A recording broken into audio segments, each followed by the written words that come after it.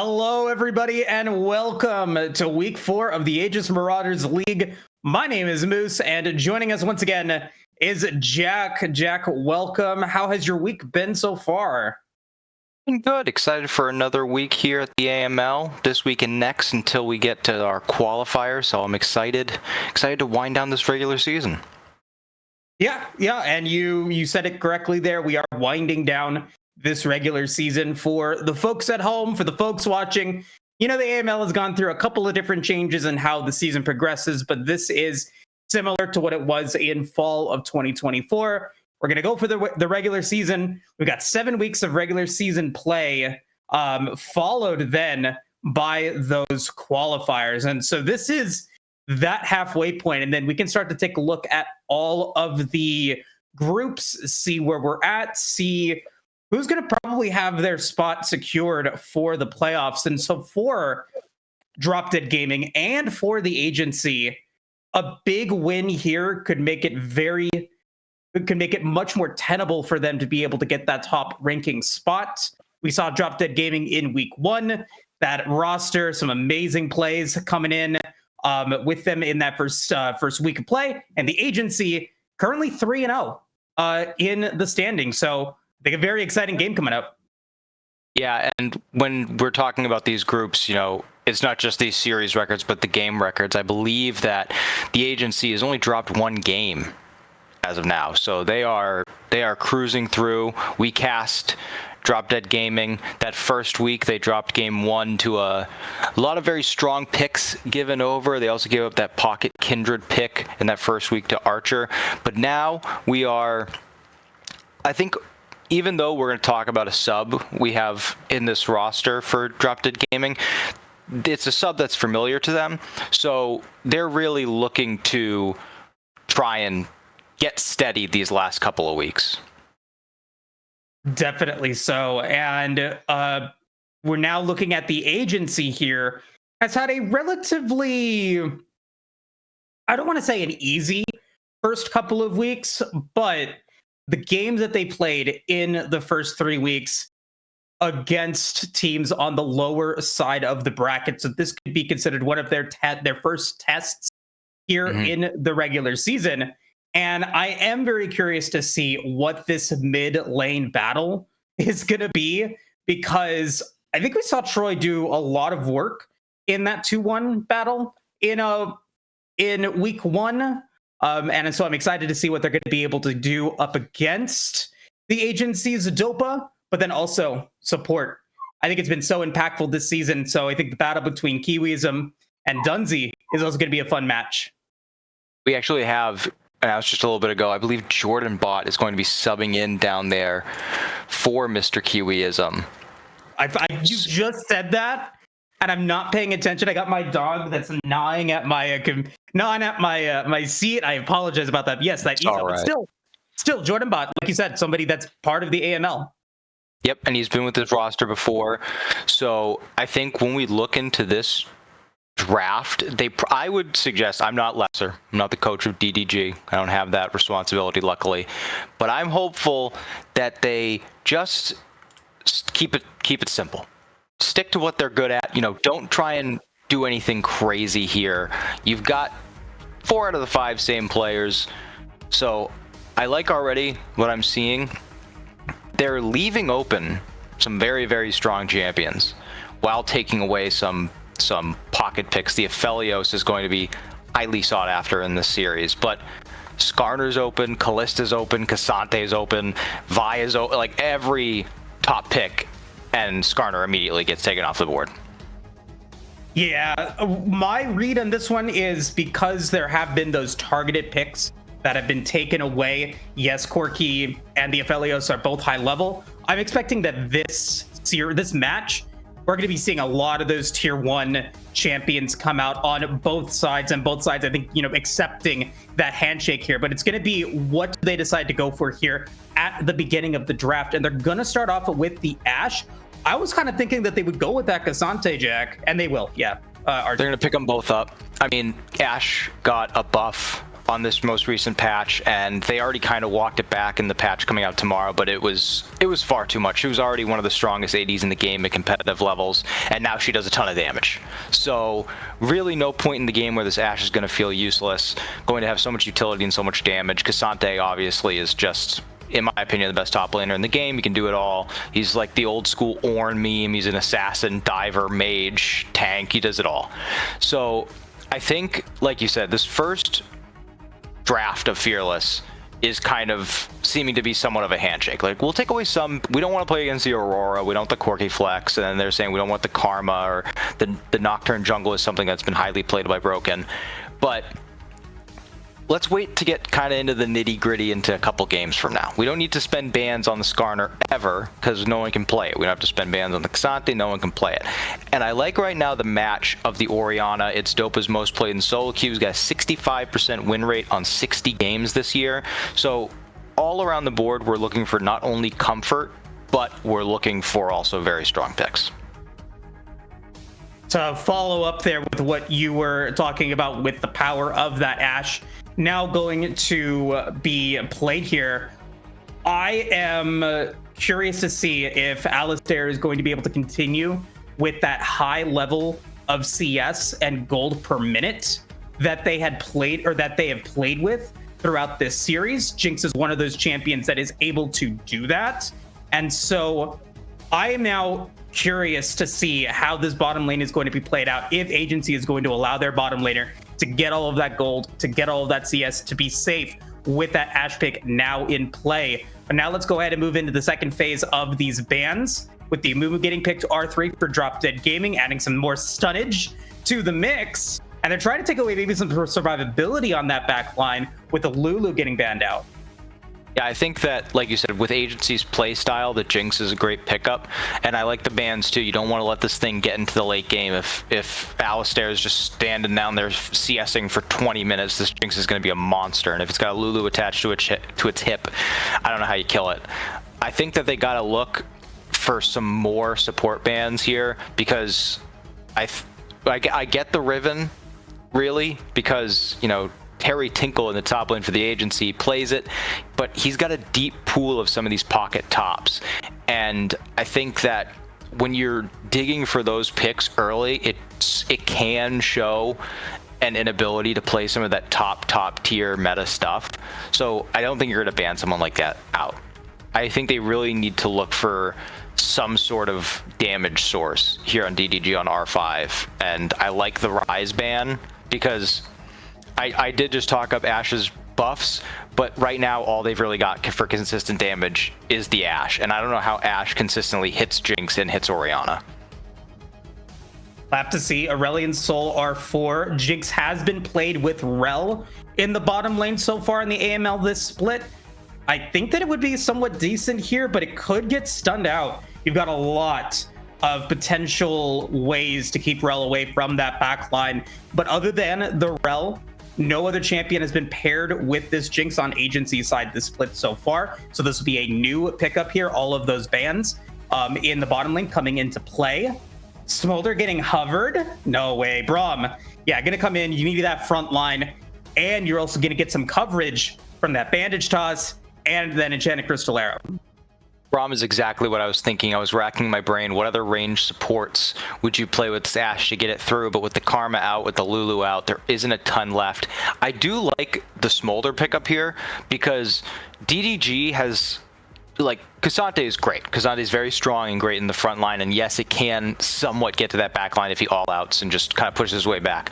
Aurelion Sol, if he's trying to fly over the top, he's just going to get taken down. They don't have a lot of dive here on this DDG lineup, and unless they get some heavy engage in the support role, something like a Leona, something like a Rel, like you were talking about, it's going to be hard for them to stop Jinx from rolling, stop Orianna from rolling, and then you pick up the Smolder. This is all scaling, all range, and as of right now, DDG is going to round it out with the Seraphine. They're going to try and keep their champs alive, but I don't know how they actually take out the champs on the Agency side. And I think, you know, you brought it up. What is going to be the way that we get into the backline for Drop Dead Gaming? Still methods, and especially if we do get a Hextech Soul here, it could be a little bit easier for you to be able to rotate around the map. My big concern here is going to be Unbreakable from this Braum. If you are just attached at the hip on this Jinx, I really don't know how you're going to be able to get into that backline to keep Jinx protected. I still think you go for a cleanse here. You're still going to have that protection. And even if you do take out the Jinx, Smolder is there as well. So it's going to have to be very hard, very fast. Those stuns are going to have to land from DDG. But Agency, I think, has the tools to make it a competitive match. Certainly. And I'm just now realizing as we're talking, it is Smolder top for Terry Tinkle. And I trust him because he's got a ton of games. The guy, he's got a deep pool. But I think with what we saw from Never Outmatched, we're hearing about the scrims. We're hearing this guy's, he doesn't play a lot of solo queue, but he's grinding in these 5v5s. If he can get through levels like 1 through 4, he's going to be able to get on top of Smolder. He's going to be able to do a lot of damage. I think Agency, I'm going to give them the benefit of the doubt because they are our undefeated series team here. But if they can't get this Smolder out of lane in a safe state where he has stacked up a little bit but isn't, you know, way far behind golden XP, I'll trust them. But if they disrupt and dive the Smolder with the Amumu Cassante Aurelion Soul flying from mid, it's going to be a tough time. Is Terry Tinkle going for this a fearless league here in the AML? They have played 8 games now, and this is their 8th unique champion played this season. But yeah, you know, if it is able to work, you are going to just be unbeatable once we reach that Otacon and Baron phase. But if not, if Ashe is able to get online before the Jinx, Aurelion Soul is going to be able to deal massive damage. You might be able to stop Orianna and your carries from being able to come on. And I don't know if Braum and Skarner are going to be able to keep up with a lot of damage that DDG is able to put out once we get to that team fight phase. So early game, once again, going to be imperative here. Going to be looking at this Amumu. I'm going to be looking to see if they're going to be able to go for some early ganks here in this one. But before we move forward, gotta go into the Dragon Draft once again. Jack, you fell off the wagon a little bit. In week 3, we had our first Hextech Soul, our first Cloud Soul of the season. So we're still waiting for that Mountain Soul and that Infernal Soul to come out. But it is your turn to pick Dragon Soul first. I'm going to bank that we see some first. I'm going to pick up Mountain Dragon 1 overall. Mountain. I'm going to go with the Infernal Soul. I'm going to follow your lead here. And I'm going to go with Cloud Soul. I was hoping you didn't break up my lucky duo. Oh, no. Chemtech. Well, you know, I did it for you. You know, I'm feeling generous today. And that's going to leave me with that Ocean Soul, the most viewed dragon in this season so far.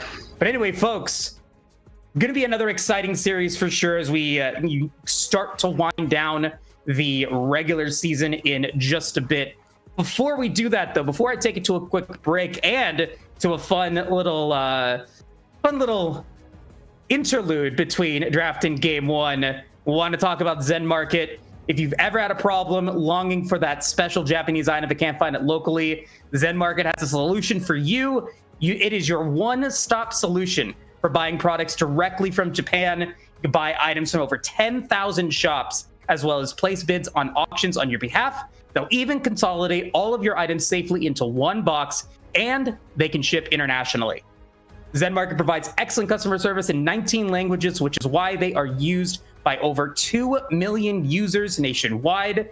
You can click on the panel below the stream or click the link in the chat to try them out now. If you sign up with promo code Aegis, AEGIS, you'll get 1,000 yen off of your first international shipping fee. And with that, take it away. 日本限定。あ、全マーケットを使った。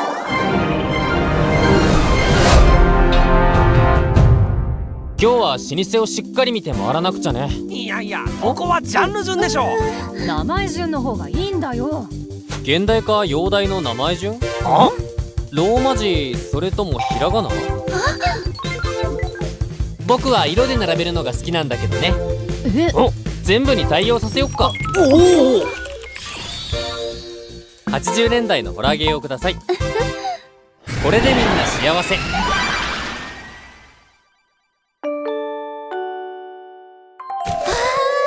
ありがとう、全マーケット。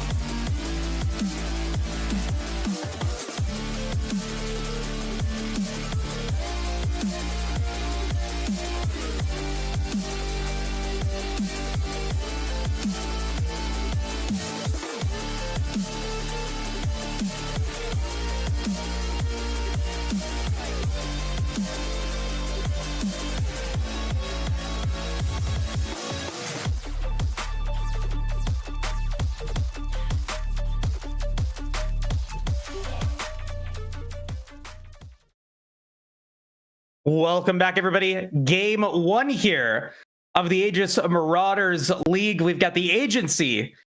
Over on blue side, we've got Drop Dead Gaming.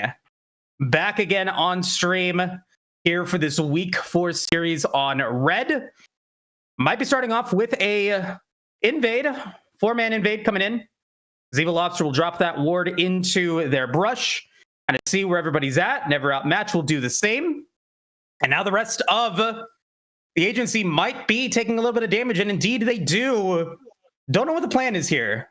They're looking to match the swap. They don't want to end up in a situation where Never Outmatch is just getting hit under turret. Looks like they're going to try and match. Okay, the agency is going to match Drop Dead Gaming matching their swap by not swapping. And Jinx isn't going to get caught on that ward at Blue Side Raptors. So in the end, what it's going to look like is Drop Dead Gaming swapped on the agency. I mean, this right away, drama. And I know that this is the type of drama that the fans look for. They want to know who's going to lane swap. And this could be a little bit of a challenge here for Terry Tinkle now, especially if Jordan Bot is able to land some damage with that summon Airy early on. Could be racking up huge in the beginning parts of this match, and we're seeing that already. Oof. I can't think of anyone I'd rather be than this Ashe Seraphine lane, just destroying this poor little Smolder. Nothing in the world that can be done. It does look like Dunzy is going to come up here, and in the end, it is going to end up somewhat resembling a bot matchup with the Braum Smolder and Cassante. I mean, if I'm Never Outmatched, I'm loving my life right now. You're dealing with the Jinx, sure, but Jinx's entire kit is designed to be a ranged champion in the bottom lane. You don't get that range for free. It comes at the cost of mana. So he can just keep EQing and get all this XP, get all of these minions. I do want to point out something that I noticed loading into this game, and that is the fact that Never Outmatched has this aftershock. Just a brief thing to mention, that maybe recognizing that Grasp isn't going to be as useful if they do lane swap and decides to go for a more team fight centric Keystone. Oh, and that's got to be a rough situation here for Terry Tinkle. Teleports in, has to pick up a refillable potion, and takes about a quarter of their HP on that teleport. In brighter news for the agency, Dopa pushing the lane pretty nicely towards Troy without mana, with very little health, going to be able to get that cannon minion under tower. And Broken, Super Smash Bros. Going to try to go in here, does have a flash available, and is going to try to go for it, and will be able to pick up first blood. Nicely played by Broken and Dopa. He drifts right through. Evil Lobster flashes over the wall trying to find him, and it does look like he is going to be able to find him, but I don't know. I think that right now Broken's got to execute, and it does look like he's going to do it. Troy flies right over his head with that transport, and I think this is going to be a kill.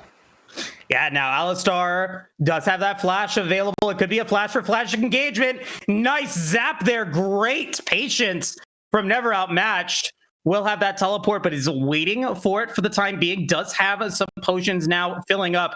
Don't want to give up that huge minion wave and give Alistar maybe some turret gold as well. Yeah, and you see right now Evil Lobster moving down to hover just in case Broken came back out onto the map and opened bot to look for a dive. He is going to be able to take all of that wave in as gold and XP, and with the Doran's shield, he can just kind of sit there and tank it up. Casante's pretty big anyway.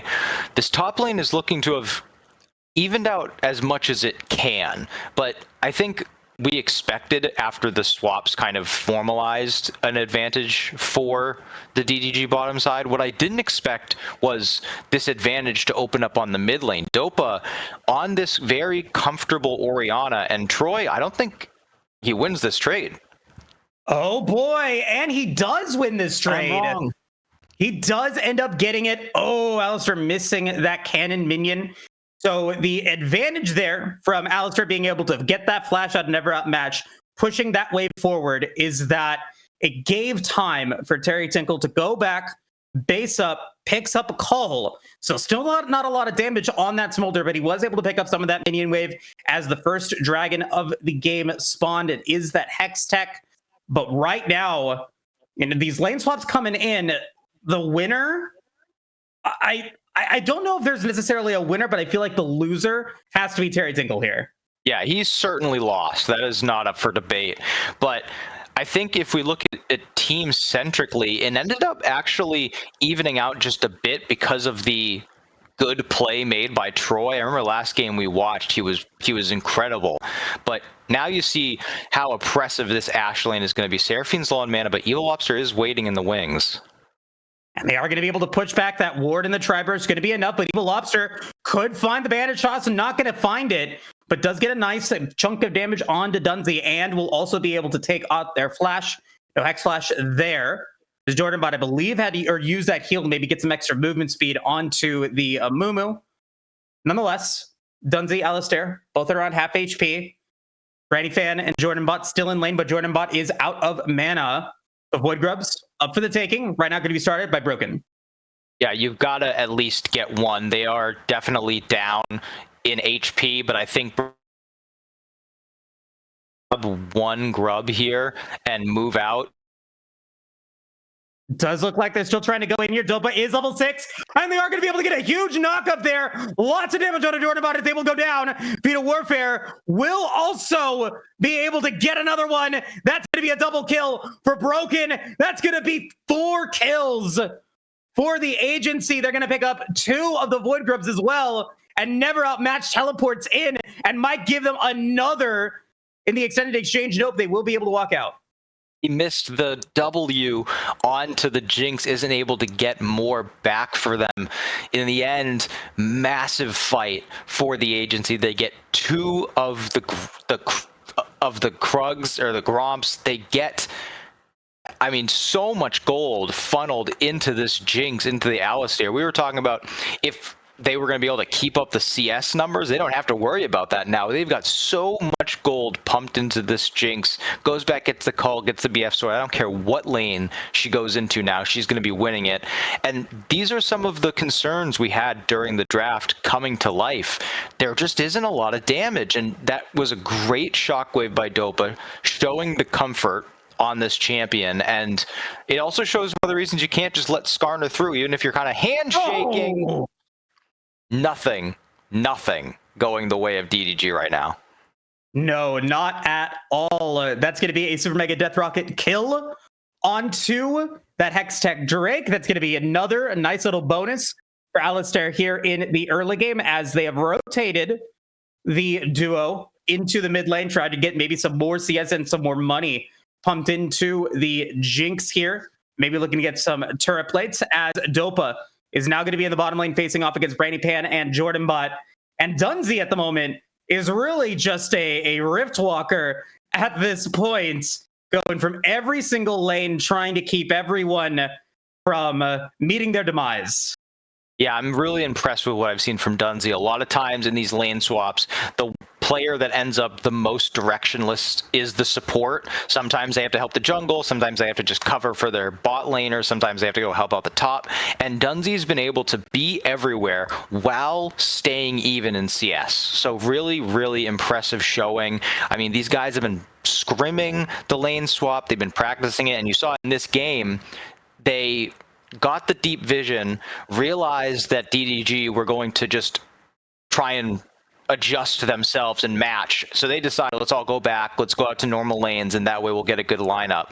So really impressive with the discipline shown by the agency. And now I think Terry Tinkle is able to equalize a little bit. He's still 20 CS down, but Cassante going for this Fimble Winter build, not going to come online for some time, is giving them a little bit of room to work with flashing. And now can Terry Tinkle get out? It's going to be a flash for flash exchange. We'll be able to get back under tower. Still got, I believe, about 2.5 minutes, maybe 2 minutes before the next wave of Void Grubs now spawn as we hit the 10-minute mark. If we can take a look at the gold really quickly, kind of see where Alistair is at for picking up their first item.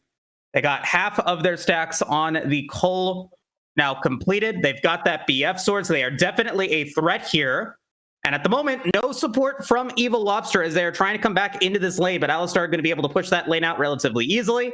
Maybe set up for these Void Grubs that are now stunning, but they might not have the opportunity to do so as the Encore is going to miss Alistair. Going to try to get in on the Brandy Fan. Brandy Fan, no more mana available. Dunsey's going to flash forward. Going to be able to get a lot of damage on a Jordan Bot, but both flashes going to be used. Barrier and flash coming in. Now Cleanse from Alistair not going to be able to get out.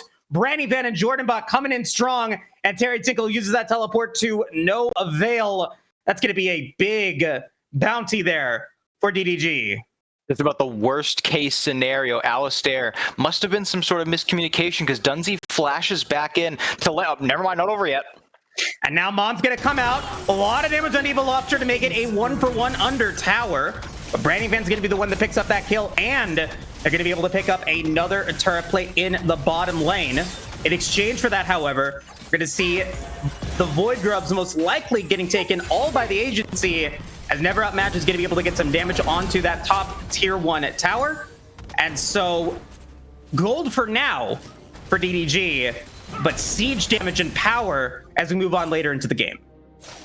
Yeah, and I mean, tons of gold coming on to the right places for DDG, because I mean, this is worst case scenario for the Jinx. Now Jinx and Ashe are even, and we're gonna see this Ashe start to come alive in this game. Like I said, the buffs were massive. The damage output is now there for Ashe, and the scaling is certainly still there for the agency. The Jinx is still fed. The Orianna still got damage. The Skarner's already on a tank item. But Smolder is set behind once again. As soon as it seemed like Terry Tinkle was going to finally find his way back into this game, he gets set behind again. But all those plates going on to Ashe, I think it was a smart move by the agency to open the map up. Say, screw the lanes, screw all this running around. Let's just get into mid lane with our 5 grubs and start pushing in so we can have better control over the dragon. The teleport coming out from Dopa into the top lane is going to be matched by the Cassante here. As Terry Tinkle's going to try to keep this third turret plate from falling. Dragon's going to be spawning in 20 seconds as the mid lane is going to be pushed forward here by the agency. Broken going to see maybe if they can find Evil Lobster before this skirmish begins for the Dragon and end any chances of DDG picking it up. And it does look like they are going to be able to get a lot of damage on Evil Lobster, and they end up completing the kill onto the Sad Mummy. Terry Tinkle will pick up their second kill of the game, and the Dragon has now spawned. Yeah, I mean, that was really great timing for that pick. Great vision set up. They're able to just go down, and now they'll just take this Cloud Drake for nothing, getting themselves closer to Soul. Really running the objectives. I've been very impressed with Broken. When I did the prep for today's match, I immediately saw the solo queue games. I think it's safe to say most of any player in the Marauder League. 483 games of solo queue, as we see that Enchanted Crystal Arrow go wide right. But I think the objective control is really going to make a huge difference. The gold lead is kind of evened out, but for somewhat the majority of this game, the gold league was pretty DDG favored, but now we've seen that not matter. As we've got Jordan Bot here, going to go down to Broken, picking up another in this extended fight in the bottom lane. Dragon, like you said, was picked up by the agency. It is going to be that Ocean Soul, picking up a point for you here, Jack, in the Dragon game. But also, I think more importantly, is that I think Mountain Soul for the agency is a massive win condition. If they can get that resistances in, it's going to make all of that extra damage that Branding Fan has a lot less valuable.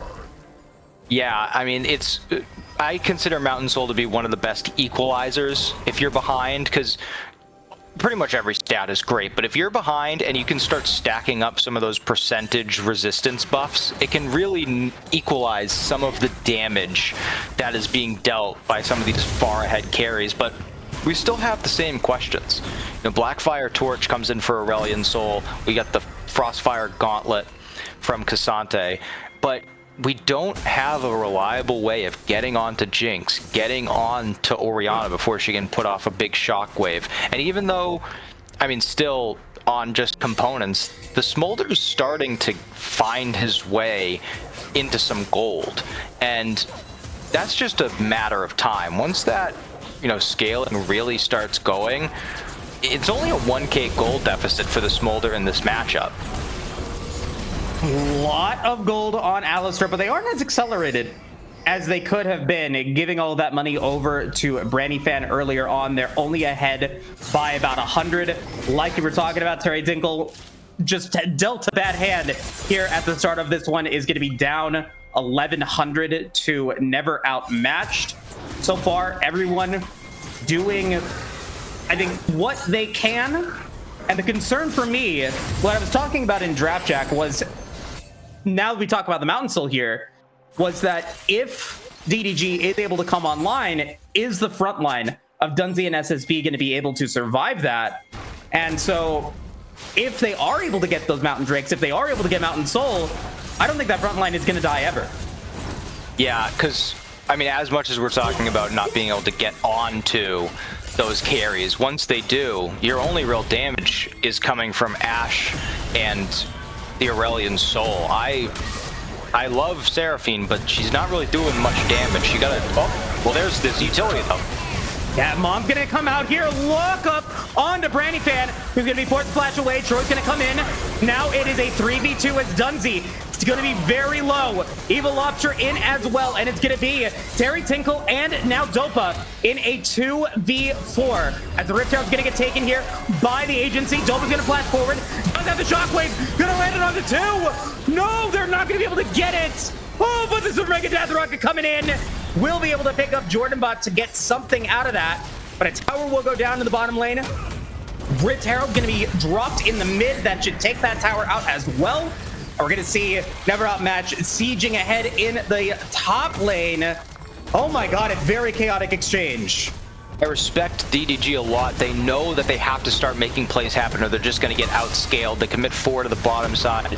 But I also respect the playmaking. Look at mid lane. Out of, I know mid lane's pushing in now. We got 2 members onto this Cassante. I don't think that Broken SSB and Dunsey are going to have the damage to be able to take out Outmatch anytime soon. He's got to flash away as that Rift Herald tried to finish it in the bottom lane and not going to be able to do so. Enchanted Crystal Arrow landing on a Dunsey, and Never Outmatch wants to win this 2v1, but no! Dopa's going to come in and will eventually be able to finish the job onto Never Outmatched. Long exchange to do that, and 25 seconds remaining until the next dragon spawns. Agency's going to be late to the party. Yeah, he lost the all out. That was the only way he was going to be able to do it, having that damage scaled off resistances. But I mean, we've got stuff going on all over the map, and the fact that DDG with, you know, the utility boost right here with the Seraphine and the Amumu having all that CC is only just barely coming out on top.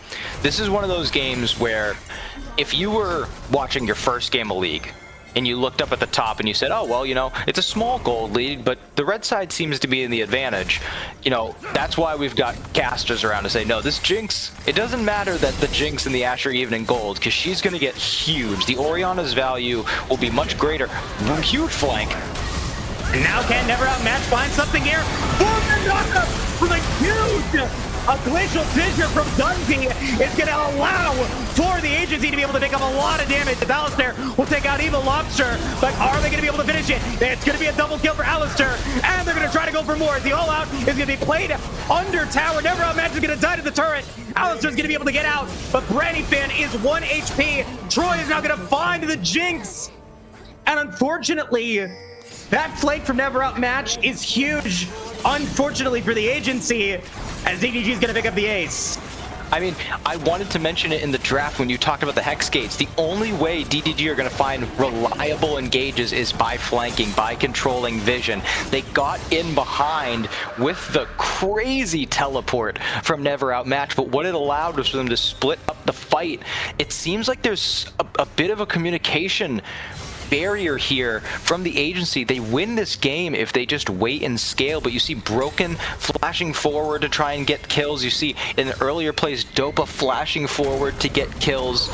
They don't seem to all be on the same page, and what ends up happening is at the beginning of that fight, everything we talked about came true. They didn't have any damage to get through Dunsey, to get through Broken, but once the fight goes on and on and on, and Alistair has to be, you know, moving more than hitting, eventually you're going to find an angle where Troy hasn't been hit the whole fight, gets to fly in and just burn down the Jinx with that Rylai's and that Blackfire Torch. Nowhere for her to run. So the only thing that still leaves me a bit nervous and cautious is that's how DDG has to win these fights. Everything that you saw in that last fight has to happen every single time for them to come out on top, because Jinx still has 2 items, working towards that 3rd crit item.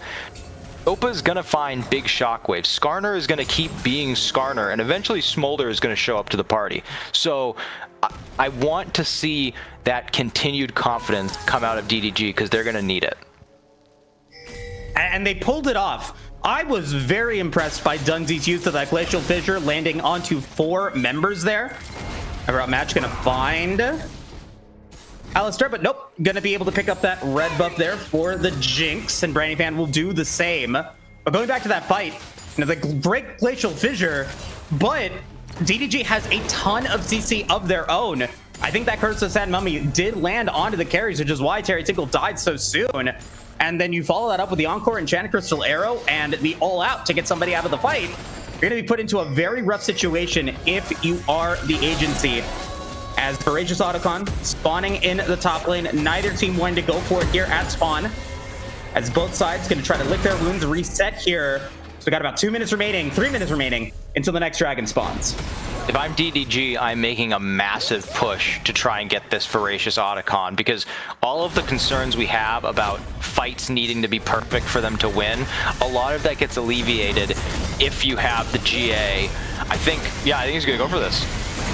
And Never Outmatch. Oh boy, Broken saving Terry Tinkle, does have that teleport available. And now the response here from the side of Drop Dead Gaming. A lot of warding from the Agency on top side, so the Autocon not going to be an option here. Terry Tinkle going to stay in lane and to push it out for another wave. And Terry Tinkle Okay, gonna go for it.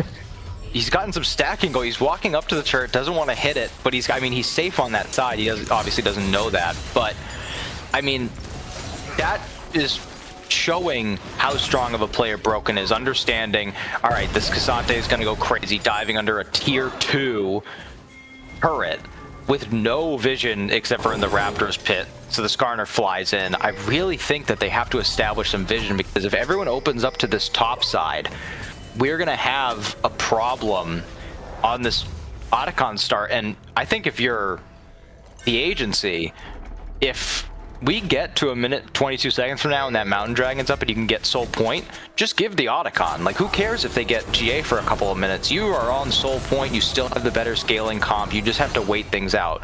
We just have to hope that communication-wise and play-wise, that's how they decide to play this out. Otherwise, we could get into some more chaos here. And as we look at the items, both Brandyfan and Alistar very much the VIPs of these games right now. 6-2 and 2, 7-1 and 4, both with 3 items completed. But don't forget about Troy and Dopa. They are sleepers with a bunch of that AP damage coming in. Seraph's Embrace now online for the Orianna, as well as that Rylai's Crystal Scepter for Troy. And I think that window to go for that Voracious Otacon here for DDG has now passed. 30 seconds remaining until the 4th dragon of the game is spawning.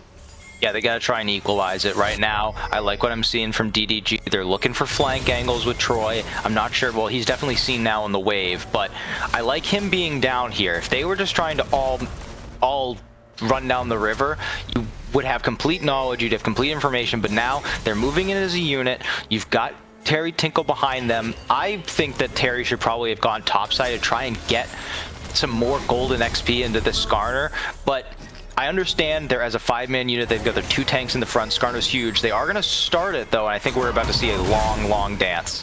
Oh boy, I don't know if I agree with this here from the agency, but they are going to go for it. This is a 5v5. Brandyfan is out of the fight, as they're going to be taken out, being ran out, and it's going to be Broken finding the piercing. Dopa's going to try to go for it, but Brandyfan is still alive. Dopa's very low. Brandyfan does not go down. Jordanbot and Evil Lobster come in for the rescue, and they're going to be able to take out the Orianna. What is next here for DDG? As Broken's going to be extremely low. Are going to be able to get out as Baron Azure has now spawned. Terry Tinkle and Alistair going to get hit by the bandit shots, but no Curse of Sad Mummy from the Amumu. Another bandit shot's going to land in onto Dunsey, and Terry Tinkle's going to be able to get the Stand By Me for Dunsey. Alistair though, oh boy, going to be able to flash away from that knockup. Never matches in. That bandit shot succeeds, and Evil Lobster's going to be able to take out the Jinx, making it a 2-for-1 exchange. Brandyfan is now back, and that dragon, I think, is all but Drop Dead Gaming's. I usually don't like to be this blunt, but I have absolutely no idea what the hell Alistair was doing at the end of that fight. During the beginning, I understand the call. If you go and you dive Brandyfan, DDG has no damage left because Troy has to be so close to deal the majority of Aurelion Soul's damage. But when you don't actually get that kill, Jinx is nowhere near the fight. Terry Tinkle is nowhere near the fight. Dopa's caught out, and Broken is able to just get shredded down, can't continue fighting. So once you get everyone out, you have to just bail. You have to be able to recognize as a team when a fight, leave and lick your wounds and get ready for the next fight. And this next fight, I think, is going to be harder than the last, as all 5 flashes from the agency were used. Both Troy and Evil Lobster are going to have those flashes available for this next engagement, and that could be a big curse of the Sad Mummy, but it's going to be Dunsey going to be able to land a knockup in to Brandyfan, who overextends. And Dopa's going to be able to get that shutdown on the Ashe. And now it is a 4v5 power play for the agency. Otacon available for a couple more seconds. You've got the Baron up as well. Are they going to be able to get it? I mean, very, very good play call there from Dunsey. I mean, he's dead. Yeah, Terry Tinkle's going to go down. Never at match does have that teleport available. So this is going to be a 4v4 as Alistair is going to be an AD that could potentially defend the backline. But that TP is going to mean that the agency is not going to feel confident to go for that Otacon. And that's also going to deny them the chance to go for this Baron here, Jack. just pushes them completely out. I mean, great play there by Never Outmatched. I said it earlier in the draft phase that Smolder in a regular even lane is going to win early, but once you get to, he's got Fimbulwinter already completed, he's got the armor item, Cassandra is just going to run you down. There's nothing you can do about it. Smolder has scaled a little bit, but it's still far too much for him to handle. Now, we have to see more of what we saw from the mid lane, as Dopa's going to hopefully be able to outrun this, but with the blue spine, I don't think so. I'm not sure. Broken's there, as well as Dunzy. Dopa trying to go for the evil escape. Gets the shielding from the Seraph's Embrace, and now Never Outmatched is in trouble. Alistair finds the Mega Death Rocket onto the Cassandra. That is one of your frontline members now dead. Jordan Bot is low, and that's going to be Terry Tinkle with an execute coming in. That's going to be one for this Smolder. A double kill for Alistair. They're going to be able to take out Brandyfan. That is the bottom lane of Drop Dead Gaming now dead. What is the agency going to do with this 4v3? Seem a little bit split, but the call is going to be Baron. They chase way too far onto Dopa, who backs and going to teleport back onto the map. You've only got 2 members. It has to be a steal because you're getting outscaled. Are they going to be able to get it? They will not. Evil Lobster goes down, and Terry Tinkle in that exchange picks out 2 kills, doubles their kill count, and that's going to be Baron for 4 members of the agency, and that's going to be Otacon for all 5. Dragon spawning in a minute 45. They're going to have all these options available to maybe go for an end here. Had to go for it. I respect the attempt by Lobster. If you give up that Baron for nothing, then, I mean, what we're seeing is going to happen, but you have to make an attempt. The scaling is going to be too much. Now you've got GAs, you've got to kill everyone twice. The best you can look for is 1,000 gold and soul point if they really screw up, but we're just seeing kind of this back and forth of who makes the last minor macro mistake, because mechanically we've seen some mispositioning, but really it has been who is capable of not making that last mistake there. And with DDG over chasing onto Dopa, that's what lets all of this happen. But here, getting caught out on a ward, Dunzy is looking to not get blown up in that. I mean, that shield is just so strong from Braum. And now you've got to try and recalibrate, get down to the bottom side and establish vision for this dragon, because while soul point doesn't get you much in actual stats, what it gets you in tempo and what it gets you in terms of win conditions is much more than any one dragon's worth of stats can give you. 90 seconds remaining on Baron. A little bit longer for that Otacon, as all of the outside structures of Drop Dead Gaming have now been taken down. The gold lead has now ballooned, the largest that it's been in the game, about 5,000 here for the agency. Terry Tinkle has now finally been able to out-gold Never Outmatched, and it does look like the dragon was a feign, as that bottom tier 2 tower, pardon me earlier, will be the last structure outside of DDG's Nexus to go down. And there's those 5 Void Grubs coming into play. There's those 2 ADs coming into play as an inhibitor and the turret gets melted in less than 15 seconds. Very smart play by the agency. I was going to mention that the Baron power play didn't really lead to much, but I'm glad I didn't say it to start, because I would have been made to look like a fool. They decide to get that bottom inhibitor before they get the dragon, realizing how strong of a position they're in, and they are going to play even safer than I thought, going to try and get some vision down and reset before this dragon. But smart match by DDG. They're not going to let them just back out for nothing. They're going to force them out, get down some vision. I don't know if they're going to decide to try and force this dragon. I would hope not, seeing as no one is recalling, but they're going to have to try and not get picked off here. Baron is now down for the agency, but they still have the Otacon up for a couple of seconds. Torm's gonna land onto 2, but no one is dead yet on the agency, as Evil Lobster does go down. Terry Tinkle extremely low. Otacon revive is now gone. Shockwave's landing on a Jordan bot, as Dunzy will go down to Brandyfan. Dopa's gonna go down to Brandyfan. Troy trying to take out Broken, but not going to be able to do so quite yet. Does end up finding him in the jungle. That is 3 for Drop Dead Gaming compared to the 1. That timing, that patience of DDG paying off. I mean, I don't even know how to figure out what just happened. I felt like at the beginning, Dunsey blocked everything. Dunsey blocked the Seraphine ultimate. Dunsey blocked a lot of the damage Troy was able to put out, but then there just came a point where I think the agency realized, like, our entire team is on a third HP right now. Never Outmatched has gotten away with murder so many times in this game where he just shows up in the middle of your team and is like, hey, I'm Cassante, deal with it.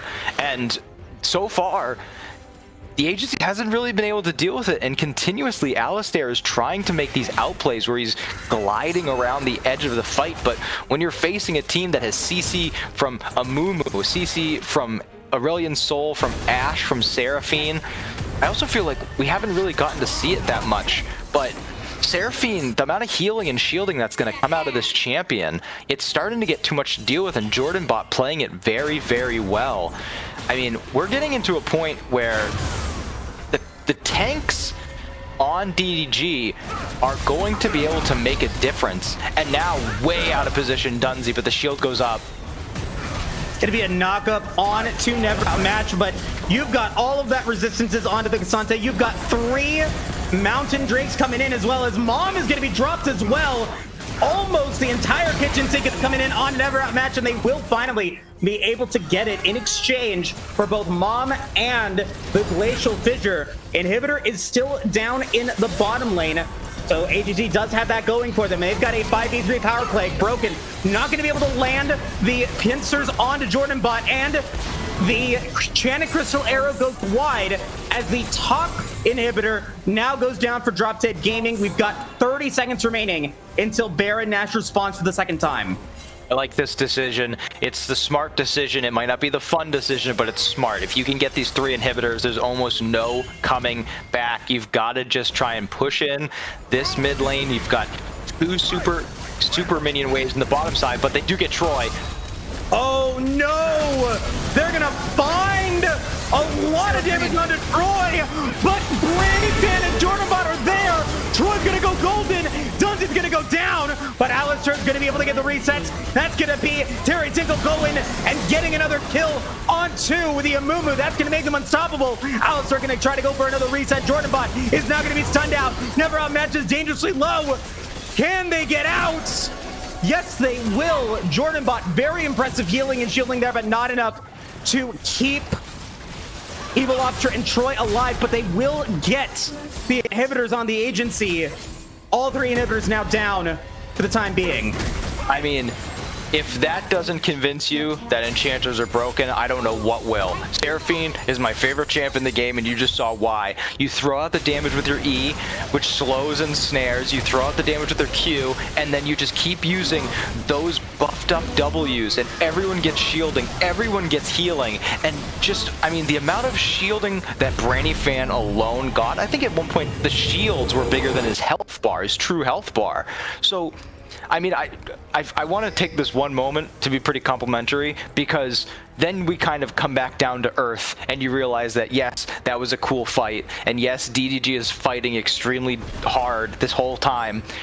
They have no inhibitors. Well, the bottom lane just spawned, but you've got completely bare inhibitors. You've got to continuously fight this push, now this Baron empowered push. One team fight and the game's over. Smolder is online. Jinx is full items.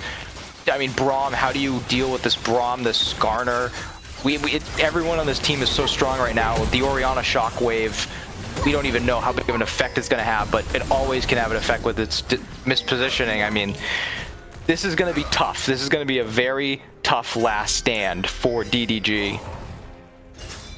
That bottom lane inhibitor might be the target right now for the agency. They've got about 2 minutes remaining with the Baron buff, and they should be able to get that inhibitor down relatively quickly. But Never Outmatched is going to engage. They're going to be able to get a stun on a Terry Tinkle. Is going to get hit by the charm. Going to go down. Dunsey is dead. Terry Tinkle is dead. Troy with a massive ultimate in, but Alistair going forward. Gonna pick up a double kill, gonna pick up a triple kill. The resets are here, baby.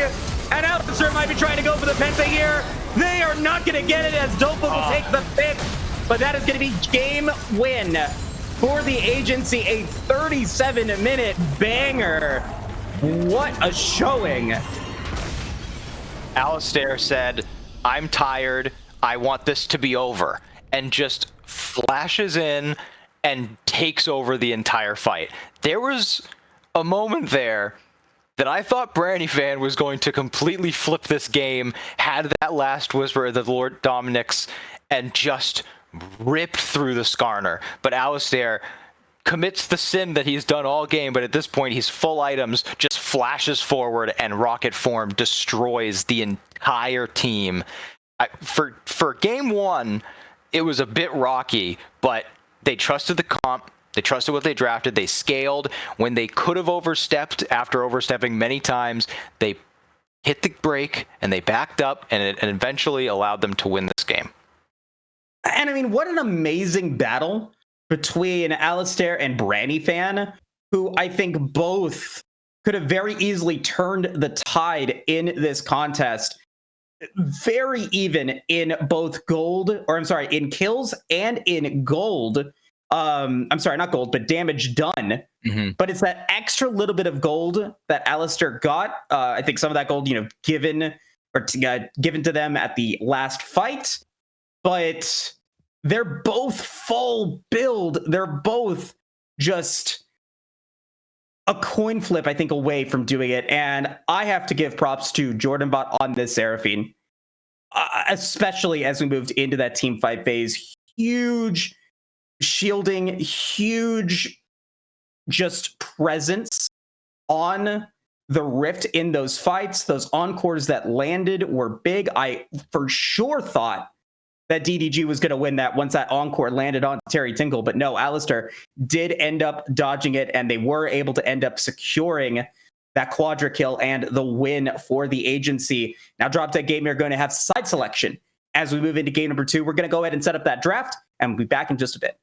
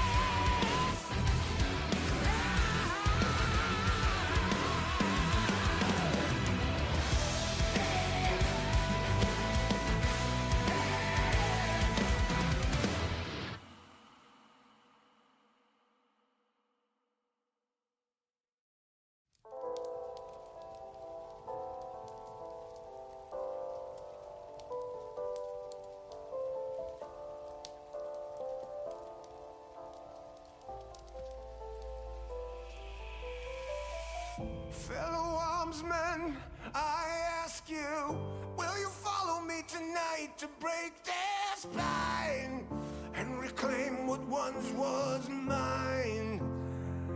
Those cravens backstabbed me, deceived me. Never shall I tolerate their crimes again. Now let the hunt begin. Oh, 7,000 souls scared and daunted, such a tale of woe. Not too long ago, this village was a golden scene of hope. Call down the reckoning to bring back hope and peace. Restore our glory to live forever. Bring down the dark regime and a eternal power, lead us to order. I am the light bringer. Fellow warriors, I ask you, should my campaign come to an end, there's way more to avenge. Oh, 15 million souls living in this realm without much hope. Not too long ago, this kingdom was a golden state of hope.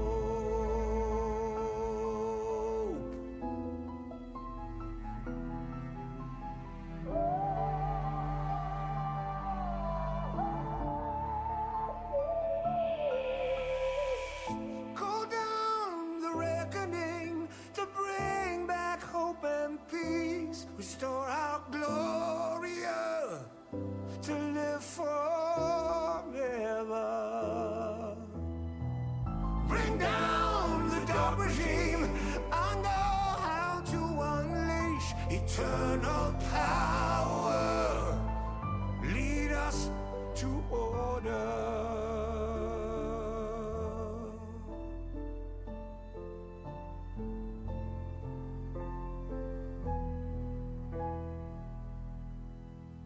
I am the light bringer.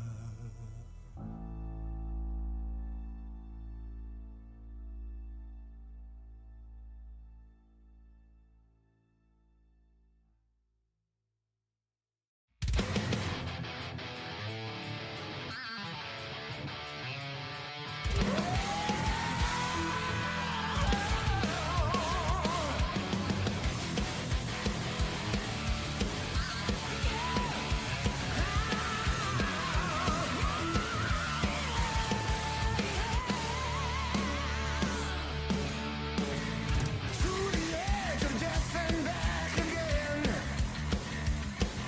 We've seen the walls come down, but here we all still stand. We are afraid we feel like to fight over. They try to extinguish us. We have done nothing death. Hear the awakened world scream. Welcome back, everybody, to the start of Game 2 here of this Week 4 match between the Agency and Drop Dead Gaming. You can take a look at the 10 champions that are now unavailable here to be picked or played in Game 2, as DDG has decided to go for red side once again. And we are going to see a slight change in the bans, Jack. Instead of that Aurora, it's going to be the Varus. And Aurora's not going to get picked up for the Agency. Vi might be the option in return. Yeah, very strong picks. And like we said in that first draft, one of the benefits of having this kind of like handshake, you take the Skarner, we'll take this Cassante, Ashe, is in the second game and throughout the rest of the series, you don't got to worry about banning it. But we saw how strong the Skarner was. And even for most of that game, we saw how strong the Cassante was. Got away with a lot just because of what's in this champion's kit. Now, I really think that Aurora, despite being like a really high presence champion, I still think she is wildly underrated as a champion. I think that this needs to be a much higher priority pick in so many games. I mean, they did nerf it on the live patch, but the fact that Aurora can just walk up and decide like this champion's dead and no real outplay because of the invisibility, I'm really happy about this first pick with the Agency in terms of them trying to like put this series away. And the response is another strong champion in the Xin Zhao in the jungle, and then the Hui, which we saw from Troy already this season. Yeah, I think we saw them play the Hui Xin Zhao in Week 1. And so now let's see what the Agency decides to go for here in Game 2. In response, like you said, that J4 coming in, I think could be very easily an option to just get the game off to a really strong start, bridge that gap between the early to mid or the late mid, however you play it. But a little bit of an adaptation here in the way that the champions were picked. We got lanes changing as the agency has opted to go for Lulu here, B3, making sure that Dunsey does not get banned out like they were in game 1. And the response, I love this, Nautilus. Yeah, going for a much more proactive lane. I was going to say, it's interesting to ban the Varus. I understand banning the Corki, but to ban the Varus with the intention of banning, or picking J4 rather, which is, you know, we saw in that first game how good the agency executed when they see Branny Fan, no flash, and they just use everything, get him out of this fight. So if you had the J4 in mind and Varus is the AD on the other side, I mean, flash is the only thing this guy's got. So I still like the J4 pick. I like them committing to this Lulu, trying to make sure that, you know, last game, like you said, Dunsey was on the Braum, so he's a much more defensive player trying to keep Alistair alive, but I think they saw Alistair really likes to play on the edge, and sometimes he falls off, but sometimes he stands strong. So if you have something like Lulu that can keep him alive for longer, it'll be much more impactful during the actual majority of the game. So we'll see what they decide to pair with it. So far in the AML, Dunsey has played the Lulu with the Caitlyn and has also played it with the Jinx. So I'm just checking now to see if there were any other champions that they maybe wanted to go for. But banning out the Misfortune and the Ezreal, I'm guessing that we're going to be seeing something with a little bit less range here, Jack. I'm thinking we're going to have to see... the only hyper carry I can think of left is Zeri. We get the Zeri Lulu, the throwback. I think the Jhin pickup here goes more in line with some earlier thoughts I was having about this combo of Jarvan and Aurora. You're going to need to pick an AD with mobility, but as soon as that Ezreal gets banned away, there isn't really much left. The Tristana is another AD with mobility, but they opt for the Jhin. They want the big artillery damage. They're trying to go for one of these control comps where you've got the Xin Zhao kind of locking you down, knocking you up, and then you've got Hui dealing all the damage in the zone. We've got the Croc on the top. We've got the Pug on the cam. Yeah. All the animals coming out. And this is why we talked about this earlier. DDG, from the moment I've started casting in this league and seeing Lesser speak and the way they draft, this is a team that really just kind of feels like they're just going to try and beat you. Like, I feel I'm a color caster. I should probably do a bit more in-depth analysis, but I don't often see a real hard commitment into like some sort of, you know, 5-head, like we've got a great engage comp, we've got a great they are just going to beat champions that they think they're better on than anyone else, and they're just going to beat you. They often go to this red side, which you don't see any team really doing when they have side selection, but they pick up this Jack counter pick. They want to win the top lane with Never Outmatched, as he did last game. They got to pick the Jhin because he does a lot of damage. Who cares? We're going to beat you. So I like to see the confidence in this draft, but when you talk about, you know, compositions and synergy, if Jarvan finds target and is able to get them in the cage, Aurora is just going to blow up in half a second, and the Lulu is going to be able to keep them alive until that's done. So I think really great draft by the agency in terms of putting together a composition, but DDG has a lot of outplay potential. I am curious to see if the agency's ability to maneuver in the early game is going to carry over between this game and last game, because I think that responding to the way that the lanes just divulged into chaos, and we saw Dunsey moving around the map a lot, it could open up opportunities for this Aurora and for Dopa to maybe go for some side lane plays and pick up some early kills, or maybe get some momentum going for the agency here, especially since you've got so much all-in potential with the Cataclysm, with the Buster Shot, with the hop-in from the Tristana, with that Dominus from the Renekton. You have the opportunity to go under tower and come out of it alive. So are they going to be able to do that here? If they are able to do that, if they're able to capitalize on what they were able to do well in game one, I think that the agency has a really good shot of making this a much cleaner game. But like you were talking about, Drop Dead Gaming, lots of opportunity for outplay potential. It's huge here. And that's I think, going to be the kicker. Yeah, I think that we're going to have to see, again, like last game, really strong play out of these AD carries. Because when you look at the agency, they've got great burst with the Aurora, but when it comes to sustained damage, I've never been a huge Renekton guy. I know that people, Renektons, you either love him or you hate him. He's not going to do a whole lot outside of have a safe, comfortable lane.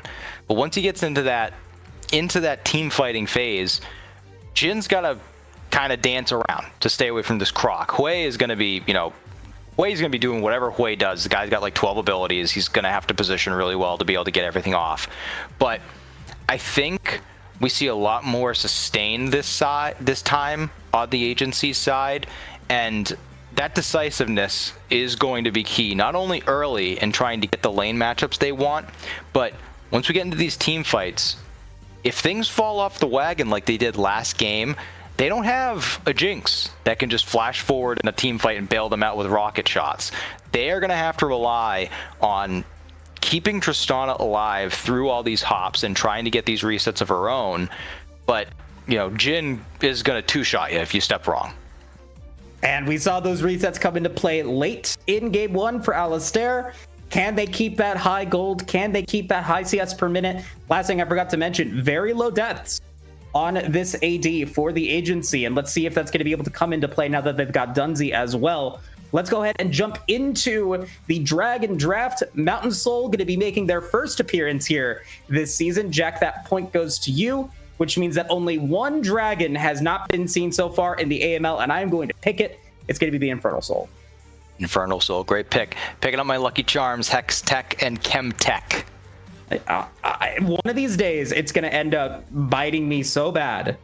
But for now, I'm going to take the Ocean again, and I'm going to take the Mountain.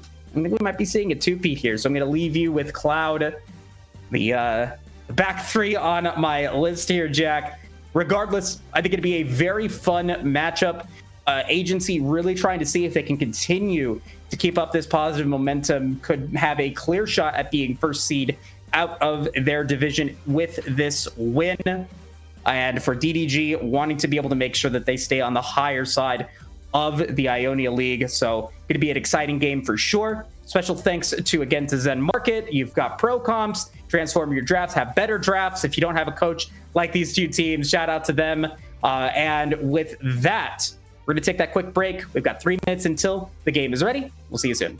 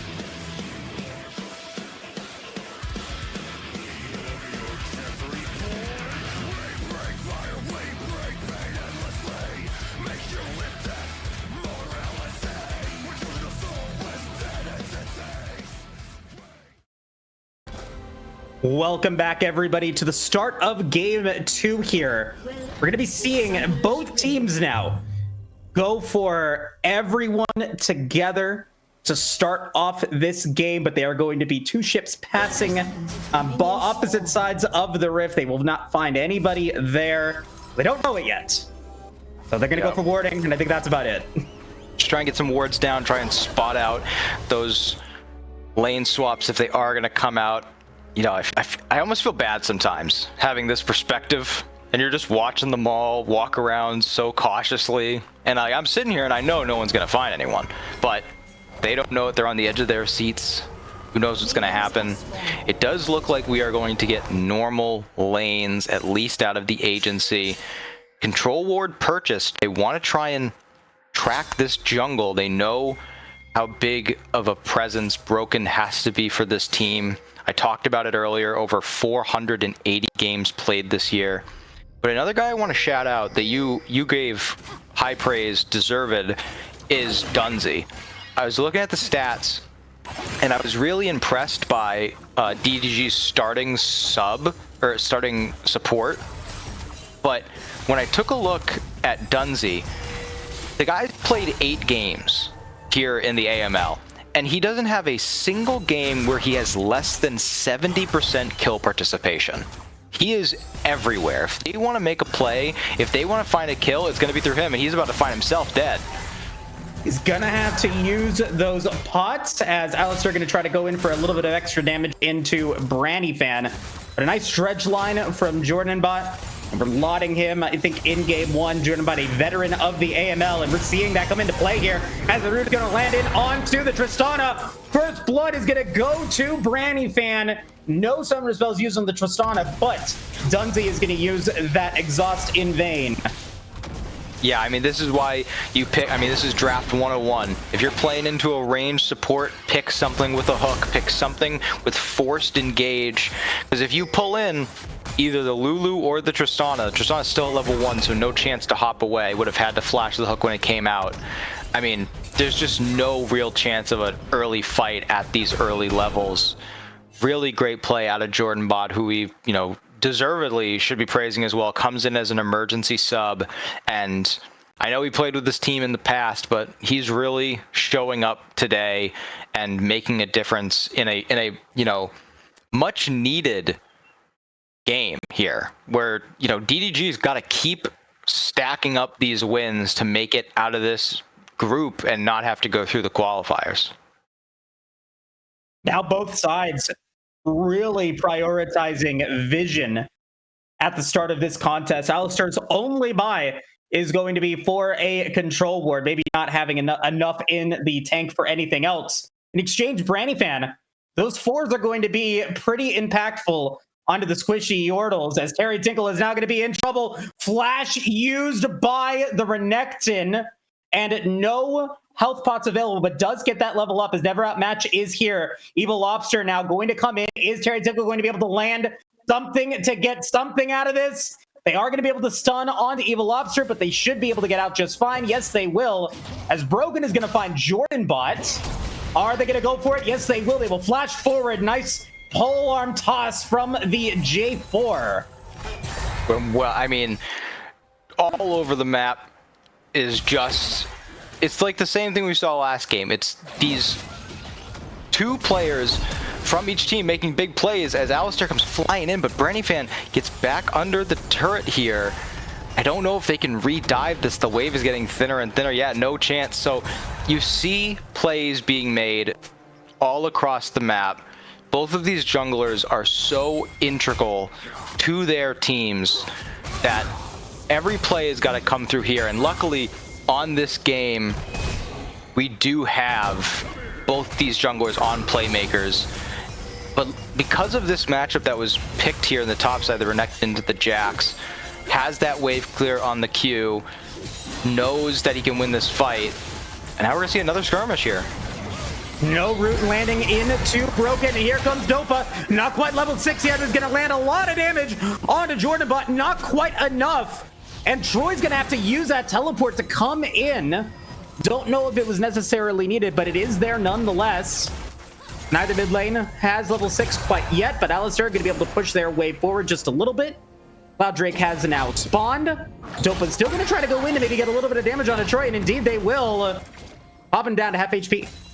It doesn't matter that they don't have the electrocute up. So much damage coming out of this Aurora, and you really see there you've got to play differently around these teleports, because you saw on your screen just how slowly the Hui comes in on the teleport, and they were only coming in from blue ramp coming down to that control ward.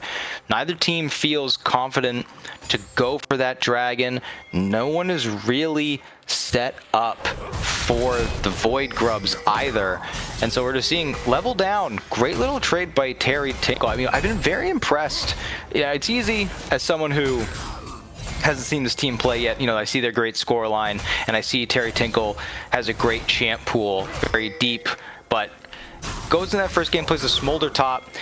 Didn't know what to think. He's a level down, but Broken's able to come up here and able to hover and get that Jax push back, allows Terry Tinkle to get up to level 6. He's going to try and equal out this XP advantage that never outmatched had. But again, no one's really set up. We are going to see the teleport from base come in. It looks like they're going to have to concede on these grubs.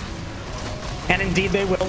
Like I said, never outmatched, gonna use that TP just fine, but we are going to have disjointed teleport timers here in the top lane, Jack. Maybe a play opportunity here for Terry Tinkle and the agency if they are able to land it correctly.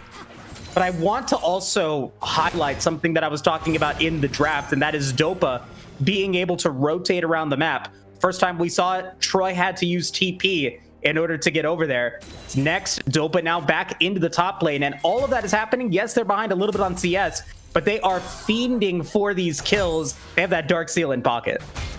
Yeah, it's really well played by Dopa, and I like the draft strategy as well. Other than that Orianna, which does have the speed boost, making sure that he's on these mobile champions that can roam around and make an impact early in the game. We do have another fight happening down here. Oh boy, Brannigan's gonna get hit by the polymorph. Buster shot from Alistar is gonna put Brannifan into death, and Evil Lobster's gonna go down. Alistar now going to potentially die. They will die to Jordan Bot, and Troy this time is able to come in. That is a double kill for Jordan Bot. I do not think that that's what they wanted, but now never outmatched. Going to win the 1v1 in the top lane as well. Across the rip, Droptech Gaming is having a much better start to game 2. I mean, that's why you give him that last pick. That bottom fight came down to the level lead for Evil Lobster. Broken goes in, but he does not have the Cataclysm, so he can't dunk down the Jhin, is able to get a little bit more damage out. They're gonna get the first dragon. They got the 3 Void Grubs. You know, this is a much better early game coming out of DDG. This is much more like what they would have wanted last game. Jordan Bot's going to be able to get out of here. Broken still doesn't have that level 6, and I think, you know, I was coming into this series with high praise for Broken, but this is an area that I think that he's starting to fall behind in is clear.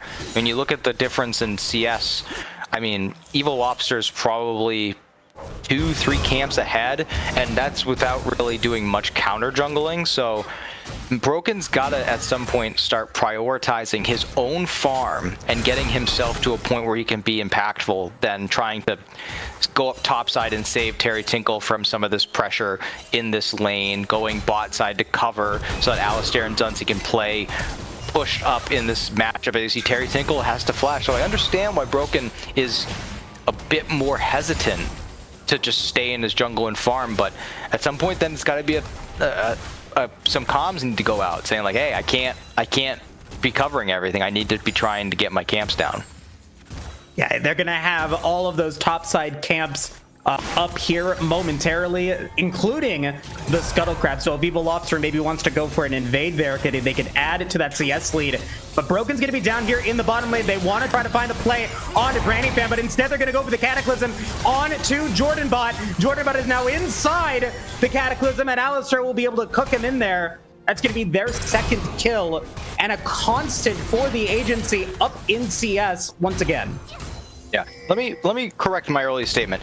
Broken can't be going for these ganks unless it's gonna work. Brandy Fan goes with the flash, but the minions aren't taking any aggro. Another scuffed dive here. Gets the healing. I don't know if that was from the level up or what he got that big heal from, but managed to save him from that ramp up on the turret there. If Nautilus can get down there, he's beelining. It doesn't have 6 and won't hit the hook. So Broken makes a good play to come down here and actually get the gank up. But see, now he's kind of just walking around. He's got to get back. We've got to start putting that gold down. As the Realm Between Realms is going to go in on Detroit, you win for the aggressive back. Are they going to get punished for it? Flash for flash, ultimate for ultimate, and now Dopa could be in trouble. Evil Lobster will drop the control words with a lot of vision in the mid lane for Drop Dead Gaming at this point, as the second round of Void Grubs have now spawned. We're going to get a teleport in from Troy as well, and they are going to have a little bit of an advantage in terms of items at this point, picking up that Blackfire Torch compared to the components and the upgraded boots that Dopa has. Neither team yet starting on the Void Grubs. It looks like a skirmish is nigh. Yeah, no teleport from Dopa is just going to be sitting bot side. Everyone else is up on this top side. So Dopa's either got to have to get a ton of turret plates here, or the agency's going to have to find a way to win this fight at the Grubs, because I really don't think that we can afford to be... I mean, they're going to do it, but I don't think that we should be giving 6 Grubs the first dragon. They've got to get something for this, and Dopa does have the advantage, and I'm hoping that the back is going to prove fruitful for this Aurora, because like you said, just sitting on these components, the upgraded boots for, you know, any role, it's going to be most impactful on the mage getting that magic pen, but it's not going to be as much damage as this way is going to be able to output. And Alistair, again, they're pushing up and they're getting some vision, but they've got that flank ward behind them, and Never Outmatched is doing well in this lane. Pops the ultimate. Grandmaster at Arms going to come down. Terry Tinkle with Max Rage. Not going to be able to get away from the Jax Lamp toss, and Terry Tinkle will go down for the third time. Now 0-3-1. Definitely not having a MVP performance in this series so far. But Broken is able to come in, going to be able to pick up that second kill, as both junglers do have that Sundered Sky. And those 6 Void Grubs, I think, are going to be coming in very massively for Never Outmatch. Already has that Triforce, is going to be a threat in the side lanes once Siege becomes a part of the mid game. I mean, Never Outmatched proving why you've got to get him onto a counter pick. It's why, I mean, I think it's crazy to pick red side if you have side selection, but they're proving me absolutely wrong. The guys played 19 solo queue games this year. 19 games total. We're talking about Broken playing over 480, and Never Outmatched is on 19. And I mean, Terry Tinkle's got over, you know, 130, so he's playing a good amount. Certainly a respectable amount of League of Legends, but showing the difference there. Jordan Bot unable to get the dredge line. That's going to be Broken being able to pick up 1. As the Realm Between Realms is going to be used by Dopa, going to be able to get back under it. And that's going to be Evil Lobster taking a lot of damage here as Dopa's going to be able to get out. Curtain Call coming in, number 4. Nice shot landing from Brandy Fan downtown. As Alice is going to try to go for a kill, will be able to pick up Evil Lobster to make it a 2-for-1 exchange at the end of the day. But a shutdown goes on to Brandy Fan. Troy could potentially be in trouble. Nope, going to be able to get a nice fear. We'll be able to back away. And while that was happening, Never Outmatched with those 6 Void Grubs. We are not even 15 minutes in, and Never Outmatched is going to pick up 2 towers and might even get another kill here. I mean, it's just, this is really showing why they are using this draft philosophy. Like I said, it's not about having these crazy comps always. If you get to a point where you're like the, you know, you're the League of Legends World Championship, sure. But when you've got players like Never Outmatched who can just scrim and destroy teams, I mean, the guy's just sitting top lane, he's up 30 CS and he's smashing this Renekton. Dopa goes down low, isn't going to go down to the Blackfire Torch or that long-range W on Hui. The Dragon stacking's coming through. It feels like everyone on DDG is on comfort, And the only real silver lining is that we saw in that team fight something we didn't see really at all the entire last game, and that was Alistair playing with some caution and really playing with some respect. This Dopa's going to take half of his health bar. The turret goes down and uses his teleport anyway. Just, it looks like a lot of the positives we were seeing out of the agency in that game 1 are not being shown in this game 2. And I think that they're really going to have to start adjusting their strategy to how they come out in this mid game. They're going to have a Herald fight coming up soon. I think they're going to have to try and put members on the map to contest this Herald. They can't just keep giving up every single objective. Never outmatched. I don't know if anyone's going to be able to match them at this point. 3-1. We've seen how quickly they're able to melt those towers, and now they're going to try to melt. Dopa goes for the Realm Between Realms, unable to land, never outmatch inside of it, and now the Jax is just going to be able to get Alex that extra health back in. Should be fine, as Broken is now going to be on the bottom side. Don't think that they were seen by DDG, so they're going to push back up into the mid lane. But Terry Tingle cannot. Go ahead. Yeah, that should have been a kill too. He accidentally autoed the turret with that ultimate strike rather than hitting Dopa. It was hard. He got in between the turret and the wall, but it just shows you. I mean, I do not, if you are a fan of the agency, do not look at the items on this Jax. Is Broken gonna get caught here? Yeah, gonna get hit by everything. 4 ultimates consumed. 3 ultimates, pardon me, to get out Broken. But now without your jungler, I do not think that you are able to go for this Rift Herald. That is going to mean that all of the neutral objectives before the 20-minute mark are going to go the way of DDG. A massive change from how they played in game 1, as Dunzi is now here to go for a 2v1 play against Ever Outmatched. Not going to be able to do much against this Jax, I fear. And what is the rest of DDG doing mid lane? He just kind of shows up to say, like, hey, don't forget about me. Don't try anything on my friend here. But then as soon as he leaves, the Jax jumps in and chunks him. I mean, I like what they started to go for. I think at this point in the game, you have to try and stop the bleeding, because at some point this is just going to turn into those like hopeless solo queue games where you're doing okay, like the Tristana's 3-2-1, the Aurora's doing okay, but the top lane are fed, and now you have a Jax in the side lane that no one can compete with. He might get a decent start here in this fight, but I even think with the health advantage, he's not going to be able to stop him. Yeah, it's going to have to be Alistair, Dunzi, and the rest of the agency to come in, and even then it is still a 1-for-1. Going to be able to capitalize on the reset of Drop Dead Gaming to be able to pick that up. I think the money went over to Alistair as well, so that's at least a bonus for the Tristana. But still, we are looking at a 4,000 gold lead and objective bounties spawning for the agency here at 18.5 minutes. Yeah, and it wasn't even a shutdown. So as the boss said, no. that was a good death. He got the turret, he got to kill himself, so that was a good death. He's, oh my god, and he's tilting into this AP Jax that you sometimes see. Speaking of the boss, he's going for that Seeker's Arm Guard, wants to make sure that there is no chance that he gets caught out or gets into a fight where he just needs a little bit more time. Gets that Seeker's Arm Guard now, and I mean, that just goes to show you how strong this Jax can be when you get an advantage and when it's in the hands of a capable player, because Seeker's Arm Guard, a little bit of armor, a little bit of AP, but really doesn't do much for you other than that active. Could be building towards some more strong items, but he knows that he doesn't really need items. He just needs to get on the map and keep playing. This seems like more of a fair fight. Yeah, Terry Tinkle going to try to go up against Troy, and they will be able to take out the Hui in the 1v1.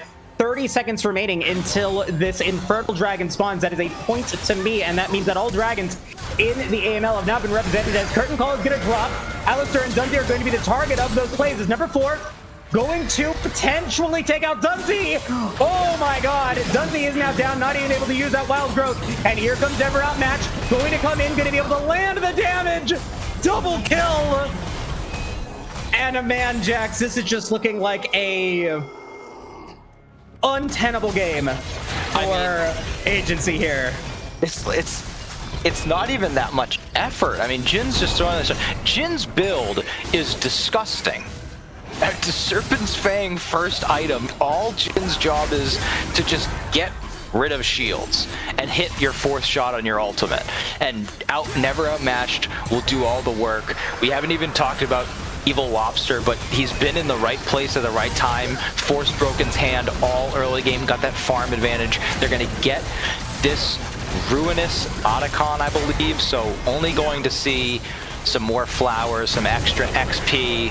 So they're going to have to keep toiling away, as this isn't as good of an Otacon, but hopefully, yeah, they didn't get any grubs, so they're not going to be able to turn that Otacon into anything for themselves on the map. They knew they were all 5 down there, but they aren't able to turn that into an advantage on the map.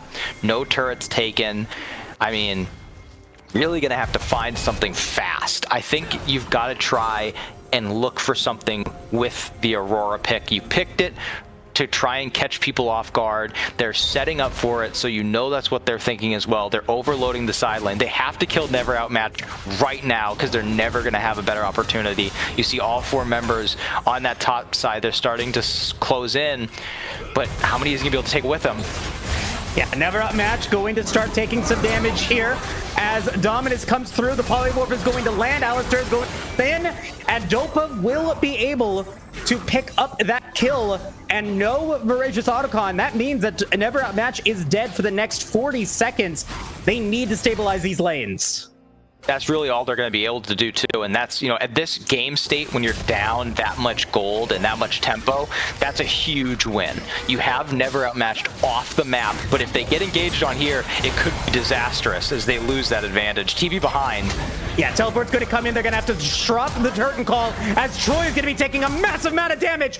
Dopa comes in, is going to pick up their 2nd kill. That is now 6 stacks on that Dark Seal as Jordan Bot is going to be extremely low. Broken's going to try to come in, going to see if they're going to be able to get him out, and they will be able to take out this Nautilus. Broken going to take a lot of damage in exchange, though does end up avoiding that root from Brandy Fan, so they will be able to stay alive. And that's going to extend the power play here for the agency, as Broken is now going to get engaged on by Evil Lobster, who's going to go in by themselves potentially. That is a stagger if they're able to get it. But here comes Never Outmatched. Terry Tinkle's going to be forced to flash away as Never Outmatched responds with one of their own. Never Outmatched is able to take out Terry Tinkle despite all of that mobility that they were trying to go for. Dunzy is next. Is going to give a double kill over to the Jacks, but now Evil Lobster gonna boop to the Tristana as the teleport is gonna come in now from Troy. Dopa is here. Alistair gonna try to pick up one.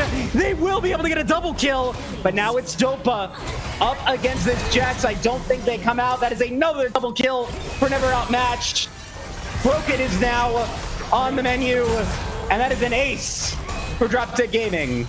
With 2 seconds left on the respawn of Dunzy, they get the longest ace in the history of the AML this year. I mean, just fighting from the top inhibitor turret all the way to the, I guess, the opposite top inhibitor turret. And a Brandy Fan's drive into the mid lane, misses the hit, has to flash out. Dunzy gonna be able to land that knockup on a Never Outmatched. They will have to walk away. But I don't think they're going to be able to take out this Jackson. No, they're not going to be able to, but they are still chasing him for a second. Nope, they will back away now. So now let's take a look here. Money on to Alistair. Now has that Infinity Edge. Money on to Dopa. A kill reset onto Terry Tinkle as they were able to take out Troy. But a 400 gold bounty on Branny Fan. Has 3 items now completed. And Never Outmatched. Still powerful. Are they able to continue to keep that momentum going? They're gonna have to find another pick because they were able to stabilize the map and then they immediately destabilized it with the force of 1,000 Hellfire missiles. Just threw it all away, dove top inhibitor turret, and just tried to get too much. They tried to take too much, and it's very understandable when you're that far behind and you feel like you can keep pushing the advantage you've just gained. It's very tempting, but they just kind of need to get back to a point where Dunzy's not getting picked off in his red jungle and having to ult and flash himself, which was immediately shown there on the screen. They have to try and stabilize this game, but when you're pushed into your inhibitors at all times, it gets to be really difficult, especially now when the biggest threat on the enemy team, the Jax, is just building tank items. He's got a Zhonya's. This is the most random looking build ever, and now they're all going to get caught. Dopa gonna go for the world between worlds onto Troy, on to Evil Lobster. Troy's gonna be dangerously low as the Baron has spawned. Evil Lobster gonna take out Dunzi, and they're gonna be able to take out Dopa as Terry Tinkle's gonna give more money over to the side of Drop Dead Gaming. Alistair's still alive, but those super minions are now pushing towards that Nexus, and here comes Never Outmatched, the power of 6 Void Grubs. The power of that Demolish, they might be able to just win the game here. He's just running in. He doesn't care. Just like Alistair last game, he says, I'm done. Get out of your base. I want to go home. Hits in the fountain, but the fountain shot doesn't actually trigger. He's going to speed away. He's got the cinders there. Yeah, he's going to get fine. Broken, unable to finish the job. Nice lantern, nice leaping strike to get out of that. And all the while, Infernal Soul is now completed for Drop Dead Gaming. It is a fairly close game in terms of kills, but the gold says it all. The Nexus state says it all. We now have an exposed Nexus for the agency, and when Never Outmatched has teleport up, that could just end the game right there. Yeah, right away, he did drop the ward down by that bot inhibitor on blue side. And I think we're seeing that draft strategy from Lesser coming through. Just pick strong champs. The Xin Zhao for Evil Lobster is gonna go on to get no love, because even though he's 3-2-10 with a great performance this game, completely gapping Broken, who I thought was gonna be the standout, just is outshined by Never Outmatch. But I think a really strong player that's going to go unnoticed, who was able to support the carry very well, is Brannyfan on this Jhin. It seems like Jhin is almost becoming just as controversial as a pick as the Renekton used to be, where there are some people who think that Jhin is this useless champion that, you know, you only auto 4 times if there's a tank on the enemy team, he doesn't do any damage. But then you have games like this where he's building the most random items and just does so much. As a reason that players, obviously, at extremely high caliber like Cario would pick this at the support level, but now fighting in the fountain. Yeah, to most likely end the game here. Nothing can stop this Jax, as they're gonna go golden with that Zhonya's Hourglass. That's gonna be a 4K for DDG near the agency fountain. And from start to finish, it was a top diff for Drop Dead Gaming. Never Outmatched, 12-3-4. Unkillable.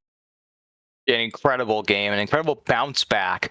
I felt like in that game 1, they almost got a little carried away with that handshake where they try to, you know, you get some strong champs, we'll get some strong champs, and we'll build from there. This game is just screw it.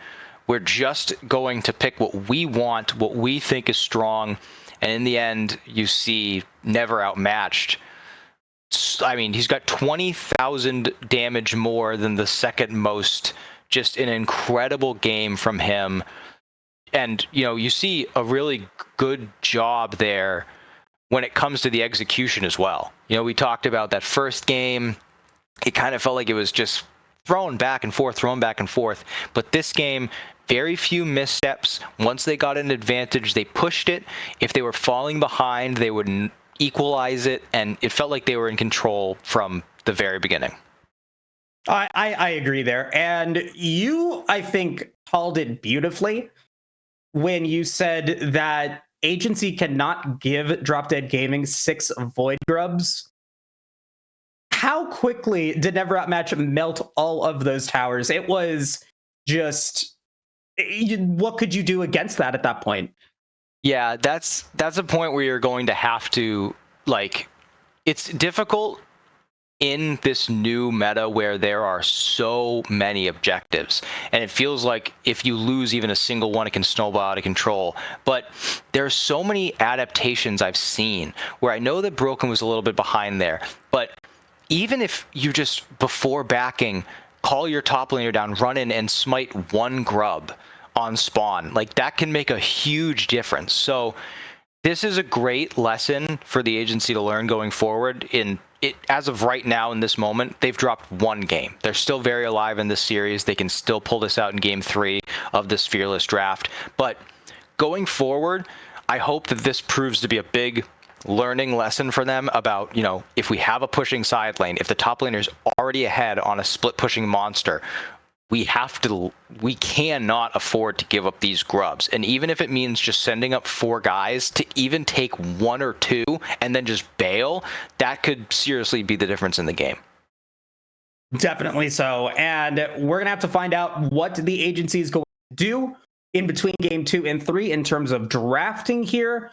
How are they going to be able to facilitate their top side into having a winning matchup against Never Outmatched, who has dominated the laning phase in both of these games so far? We're going to jump into that draft in just a bit, folks. We'll see you soon.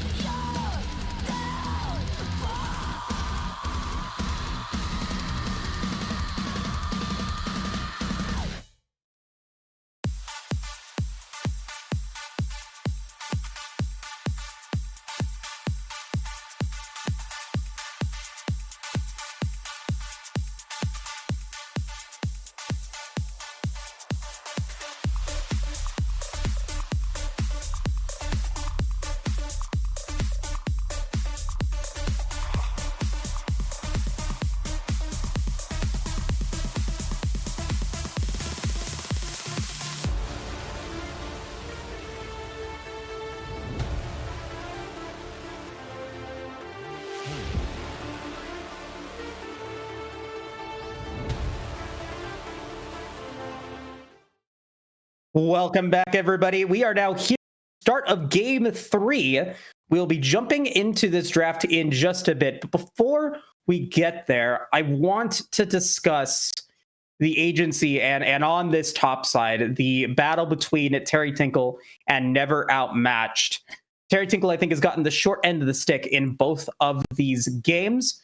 We're already maybe having an option for them to perform better here by going on red side, but what are other things that you could do as a player, as a team, to be able to bounce back in a pivotal game 3 like this? I think there are 2 major points you got to start in the draft. And if you trust Terry right now, the answer could be counterpick. Now, this is not what I would go for, but I'm not the coach. I don't know this guy. This is the first time I've ever cast him. If you want to hold that last pick to counter, there are still some strong top laners available. Mbessa's up, Jace is up. You've got Gnar up if that's just simple counter. Mbessa, Rumble is a great neutralizer into any melee champ.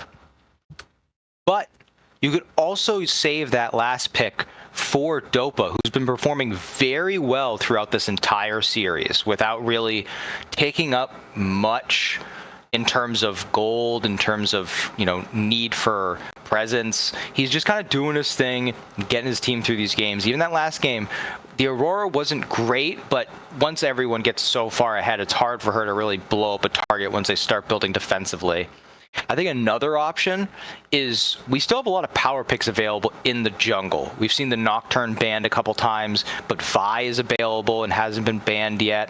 I don't know if they've got AP junglers in their pocket for Broken, but Broken, like I say, he's got over 480 games. He's got to have played something like a Zyra or something like a Lilia, something where he can get an early CC ability, like on something like that Zyra, or even a Sejuani, and just clear your blue side and then go, or on this side they're on red, so clear your red, go right up top, you'll have that slow.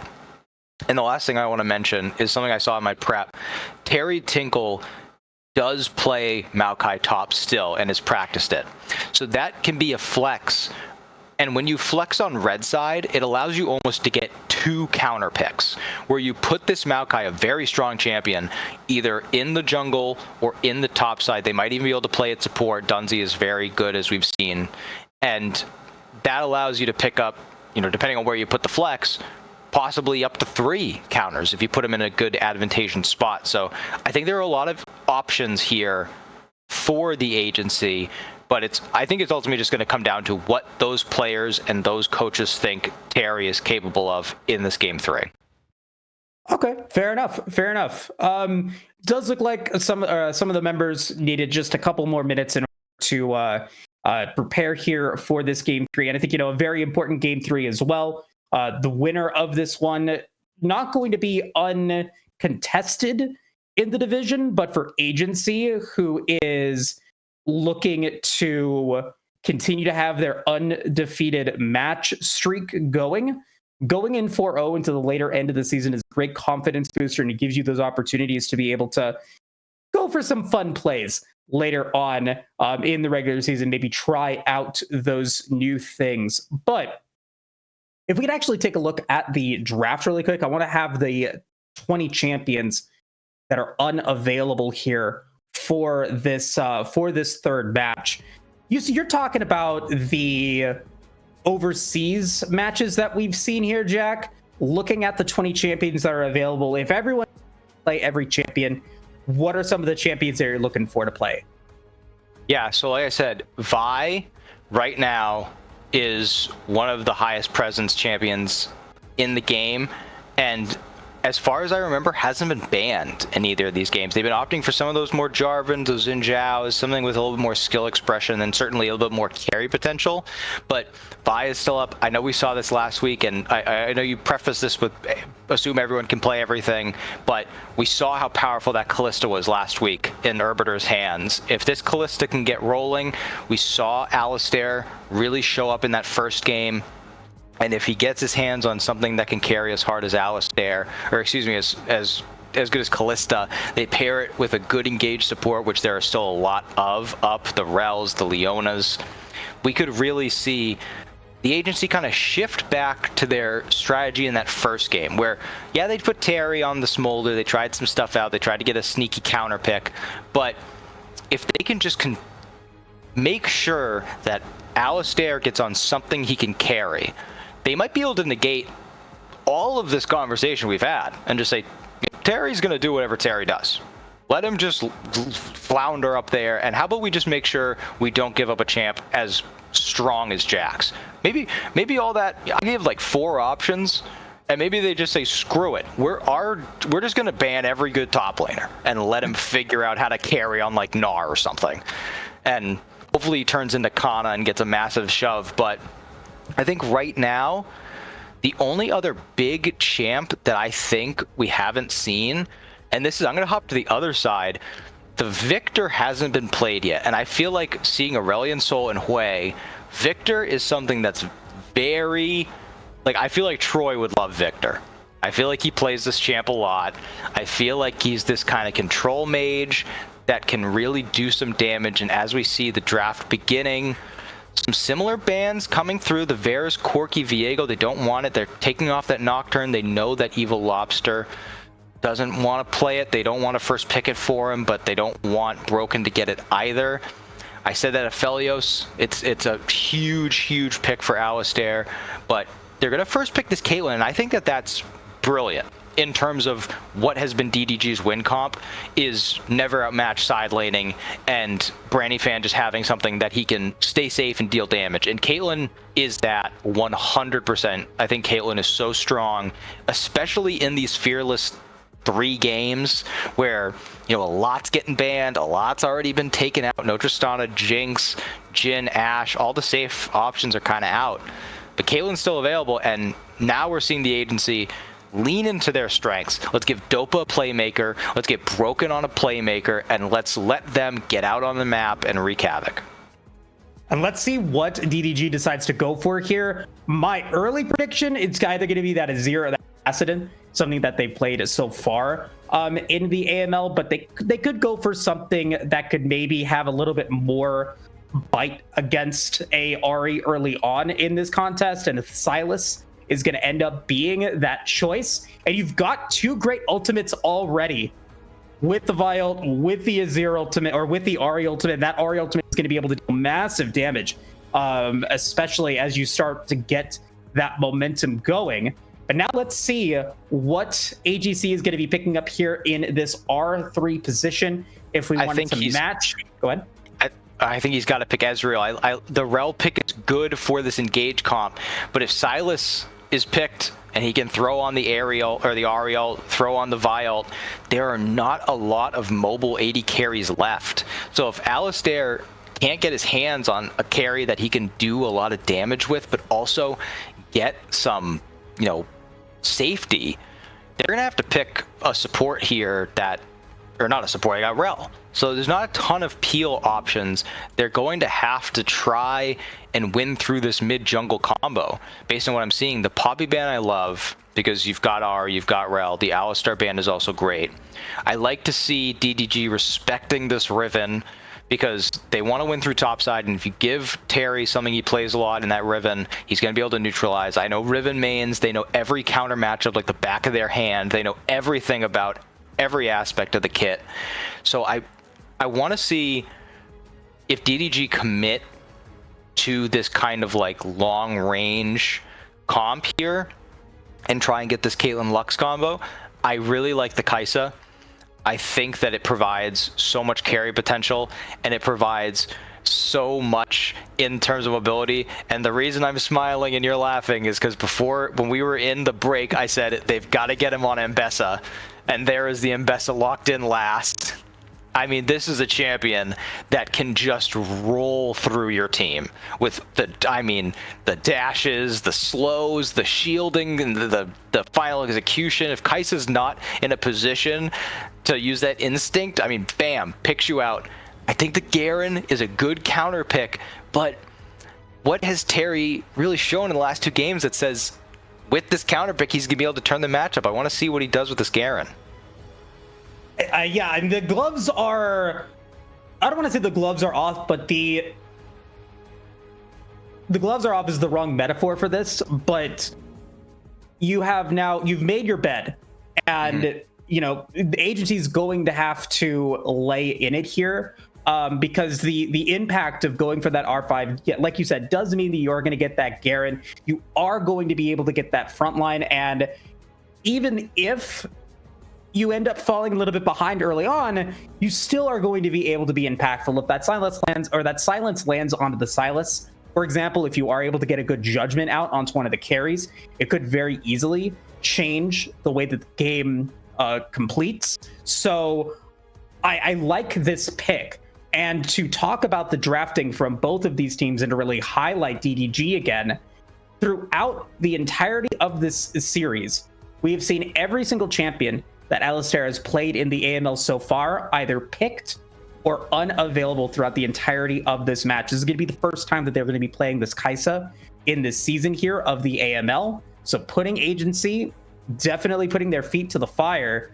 And I'm excited. I'm very thrilled to see if DDG is going to be able to do that reverse 2-1 like they did in week 1 here, or if Agency is going to be able to pull it off. I think it can go either way for sure. But before we go into that break here, Jack, let's go ahead and get into the Dragon Draft. Like I said, we have now seen every single Dragon on the Rift here in the AML this season, with that Infernal Soul coming in. That's going to give you first pick here for Game 3. All right.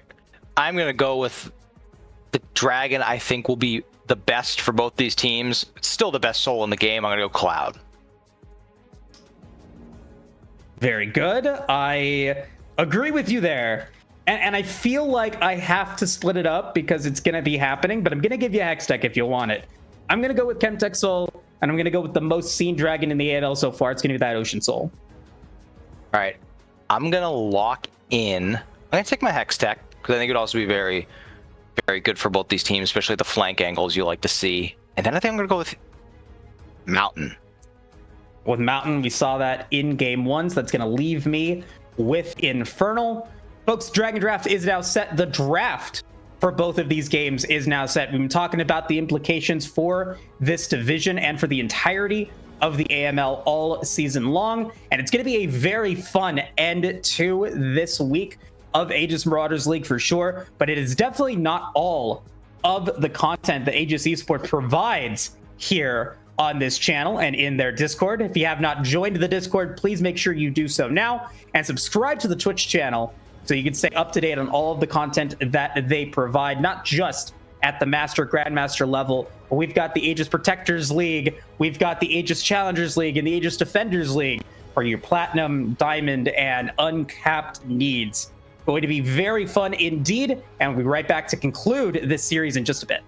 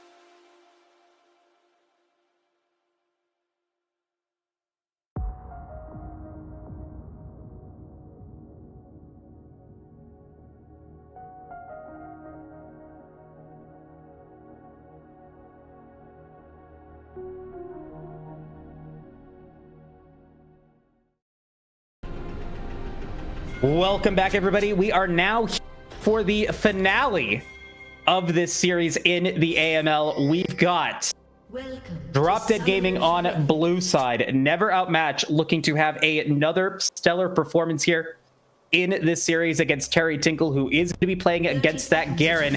And they might be able to get something early on here as Jordan Bot is going to be forced to flash away. There we go. Nicely done to start it off for the agency. It's really integral in these bot lane matchups that the ranged support gets a ward down, because if you are, we saw it last game with the Nautilus pick, if you're playing that ranged support and you've got no tank stats whatsoever, if you get hit by a hook or a rel leap out of a bush, you're just dead.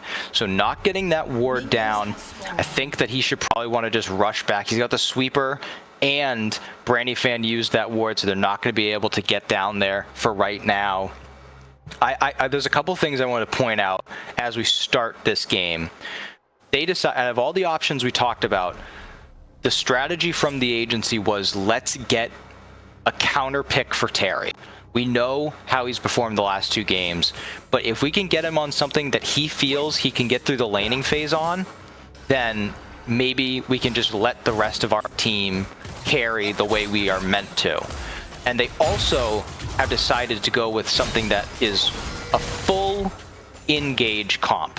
And I think that there's a very distinct difference between a pick comp, which is what I believe you see on DDG side, where you've got public execution, you've got the Sejuani ult, you've got, you know, if Troy steals the Vi ult or something, and then, you know, Nico coming from an angle. But none of those, those are all kind of situational. And if you have some peel, which Rel can provide a little bit just by body blocking, you can negate those engages. But when Vi puts her cursor over your head and hits R, that's engage. That's not a choice. So I like the comp by agency, and I want to see how they execute it. The bot lane right now is doing exactly what it's supposed to do. You got those double range champions, push them under turret, and don't let them move.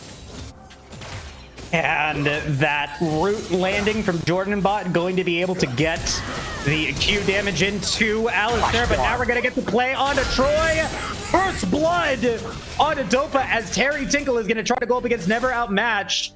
2 up flashes available for both of them as Silence is going to land. Terry Tinkle going to be forced back away to the flash forward from Never Outmatched. Are they going to be able to win the 1v1? Flash away from the Garen. Are they able to get out? Yes, they will. So flash to the top lane. I know that the coach of agency he's wringing his hands so much, thinking, God, just please, Terry, don't do it again. And we talked about in the draft the decision. I mean, Dopa's getting absolutely smashed here, but has the potions, already backed and TP'd, so that's pretty rough, but able to trade back a little bit as Tello there, meet in the jungle there, Lobster trying to look for that classic early invade with the bot push. But back to what I was saying about the draft, the first 2 picks, Vi, Ahri, they want to make plays, they want to do it through this mid lane, and the fact that they were able to do it right away is pretty telling to the, you know, the communication by these players. But now Dopa, no flash.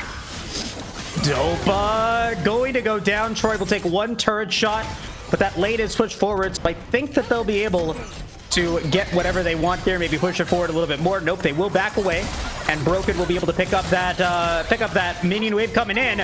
But Brandy Fan is going to be able to take out Dunzi. The double root coming in from Jordan Bot, followed by that Yordle Snap Trap.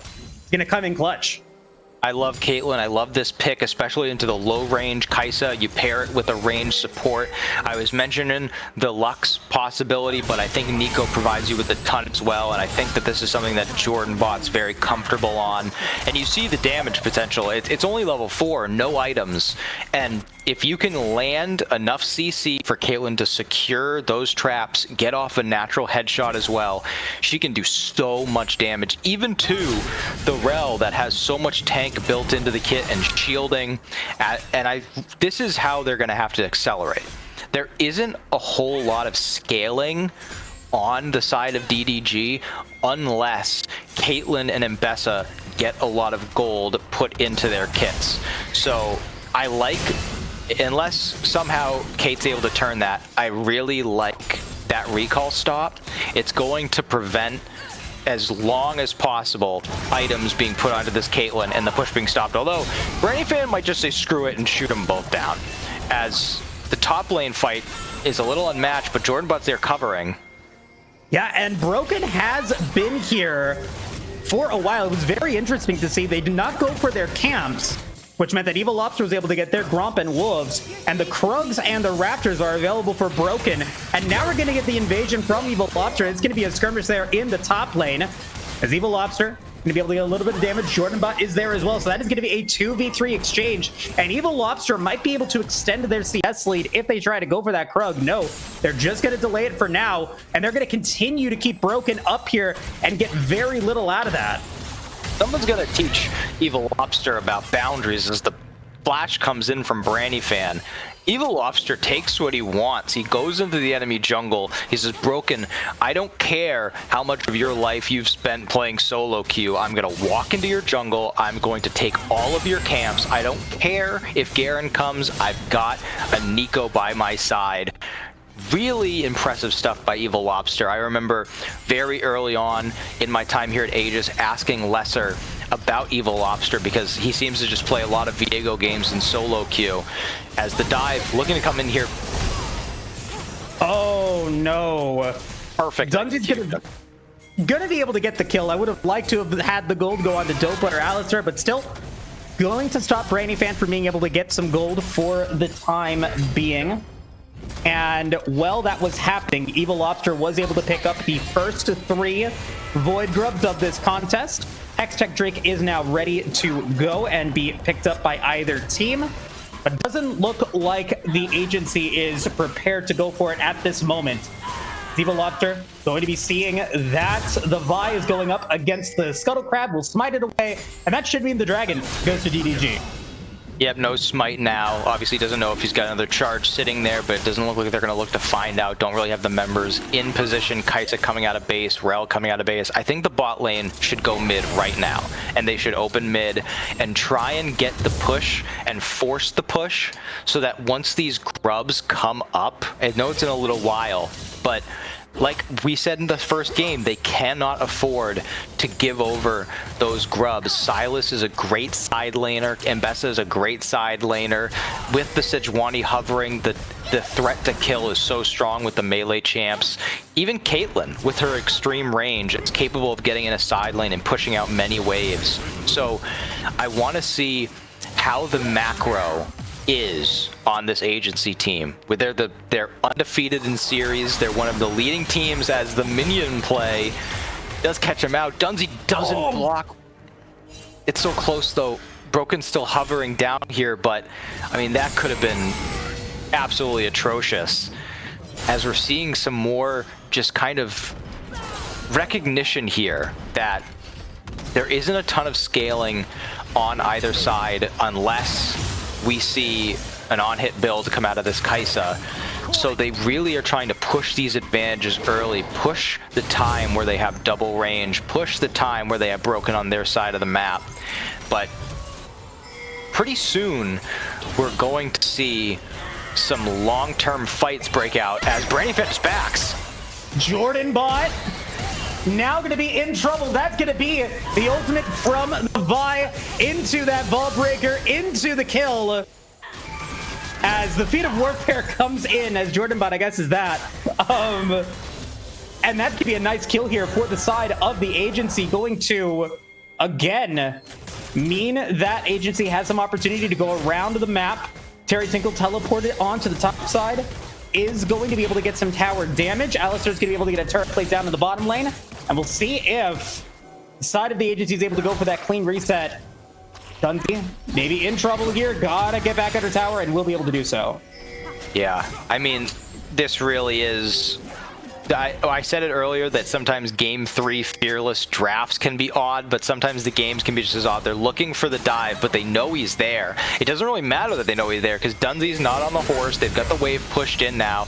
Looks like they're not going to go for it, but they're pushing these advantages well. But when Branny Fan just backs and Jordan Bot's left to die, I know that they ended up using a lot of ultimates there, but when you get the kill onto this Ahri, that was the whole plan. That was the composition. You draft 1-2 Vi R. We're going to play through this mid jungle. And so far, it's working very well as there's no energy for Mbessa. Terry Tinkle gonna go for the judgment. Ultimate's not gonna go off by Terry Tinkle. Never outmatched. Going to be able to get back under tower once again. Oh no! Oh my god! Never outmatched. I mean, really living to the name here. And even Lost will pick up the kill. I mean, that's gotta be heartbreaking. Terry Tingle gets the counter pick all the way at the end, the Garen, and never outmatched is just playing with his food. He knows exactly how much he can withstand, saves the flash for the very last second, uses the public execution to go back in. But we are seeing, I mean, they're up here for the grubs, but there's no real motion towards it. Garen's coming out of base after the death. Kai'Sa opened bottom lane, and we have the ult flash charm again. Oh boy, Brandy Fan in trouble. Dopa gonna take 2 shots. Broken gonna be able to survive this time, but we are gonna get the teleport coming through from Troy as Brandy Fan and Jordan Butt are gonna try to move forward just a little bit. Looks like everybody on the side of the agency will be able to back out once again, but we're going to see that all 6 Void Grubs are going to go to the side of Drop Dead Gaming, and a minute remaining until the next dragon spawns. It's looking very similar to what we saw in Game 2. Yeah, it's now we're kind of on a clock. Macro decisions have to be perfect. If you don't push out your waves, if you don't escort your laners, if you don't move as a group, you're gonna get picked off. I mean, Terry Tingle's getting killed under his turret. He's just gonna, I mean, if the minions didn't get wiped out, he's just gonna die. Broken is hovering this top side as he clears up, but once public execution comes off cooldown in a couple of seconds, Mbessa is gonna have immediate dive threat on her own. And I mean, she's got the Eclipse finish already. We talked about this as soon as the last game ended. We looked at the champs available and said, what can they put Never Outmatched on? We immediately discovered that the Mbessa was the best possible pick. They lock it in, and it's proving very fruitful in terms of that decision making. Only up 5 CS, but the amount of pressure that's been applied, getting the assist on that kill, the item disadvantage for Terry Tinkle, and then again, just another objective that they are not in a great position to play. Jordan Bot's gonna find a pick. Oh no, and that's going to be a great pop blossom from Jordan Bot. Dopa's going to be taken out, and that's going to be all of those Dark Seal stacks down as well. Troy's going to go for the Vi assist onto Dunzi. The stun is going to land onto the Rel, who was able to get out thanks to that flash, but the Dragon is going to get taken by Drop Dead Gaming. All of the neutral objectives before 15 minutes are going to go to the side of DDG once again. And I mean, it's, if we can find, no, not really. I was gonna say maybe the turret plates have done a little bit better for them, but no, bottom lane turret plate advantage, excuse me, going the way of DDG. They've really been able to win through trusting their players, and it only gets harder from here because the scaling on team agency, as far as, you know, kit-wise, it's really only the Kai'Sa. I am happy to see that, at least for now, the on-hit build seems to be what is gone for by Alistair. And no matter how, you know, the game state is, on-hit Kai'Sa with a Rel is going to be good for engages. If they can land a Vi ult onto the Caitlyn, they're going to be able to execute that one target, because Nico, while being a ranged support, you know, there's no healing, no shielding coming out from this champion. But I mean, this is the right decision. Get a dive, get some gold. And Troy will go down. Hijack unable to be used, and there are those stacks now getting taken off. I think it was just 2, I believe. But now we got to see what is next for both of these sides, as the 15-minute mark is just about to land. Terry Tinkle, I think, having a much better game here. 0-1 and 0. Not the flashiest stat line, but it's just not giving gold over to Never Outmatch. I think that's got to be a win in everybody's book. Yeah, he's using the counter of the Garen a lot less for its kill pressure and more for that silence to prevent Ambessa from just rolling through you with every one of her abilities with no ability to stop her. I think that's the right play, as Evil Lobster is just going to say hello, just kind of scare you over the Raptor wall real quick. But we're going to have to see more of those bot plays replicated, and that was, like I said, that was the exact play they had to make. The Kai'Sa is behind the Caitlyn, obviously. Is probably excusing it to go, but Terry's just dead. Can they get under tower? Gonna use the flash. There's a Glacial Prison. There's a flash from Jordan bot. And so they did expend a decent amount of utility there to be able to pick up the Garen, but they're gonna be gone for about 30 seconds. What can Agency do? They have 2 members now getting some damage onto that mid-tier 1 tower, and it does look like they will be able to get it down to about a half HP. I've never had a match to do the same top side. Very good that Kai'Sa opened up top, because able to pick up that wave. I don't think that this is a one fight for Vi, even with the Sundered Sky. The Silas is quietly doing okay, has the Merc Treads, which won't really help in that matchup, but oh, this is not going to be good for Alistar. He's going to have to outplay this a lot. Alistar gonna go for the barrier, gonna go for a nice utilization of the Killer Instinct. But the Ace in the Hole will be able to get them there, get shut down, and that is going to be their first death in this contest. Looks flashy, but still an overextension that's going to get punished. It is, but like I said, he had to outplay it. He had to play it perfectly to at least get that fight even. He's able to do it. We were talking, not a lot of Kai'Sa games played. I don't think, but had he played a single game in solo queue, this champ? I think all of the games that were played were custom, but even then, very few Kai'Sa games in this season, custom or otherwise. Yeah, so, I mean, really well played, is going for the right build on all the components of the Guinsoo's, and that kill is going to be meaningful because this period in the game for Kai'Sa is the most difficult. When you're trying to build that Guinsoo's, the components aren't giving you all that much. You have to stop and get that amplifying tome, which only gives you, a little bit of AP. It doesn't help you much, but able to pick up that kill on the Ambessa is going to accelerate a bit through this. And when we look at, they're going to give the Herald, which I think is the right decision. It's one of the, in my opinion, the least impactful of the neutral objectives, unless you see like a Ruinous Atacon come through. But once this next dragon comes up, there's no one on the top. They need to, I think that they're making somewhat of a blunder here. They've got to go down and get vision on this dragon before this fight, because they are going to have to go all out here, because if they give up Soul Point, we are in an exact same copy of last game, where Evil Lobster is way ahead in terms of just game tempo on Broken. The mid lane's even, but the champion for the side of the agency is falling behind. Beautiful Glacial Prison from Evil Lobster.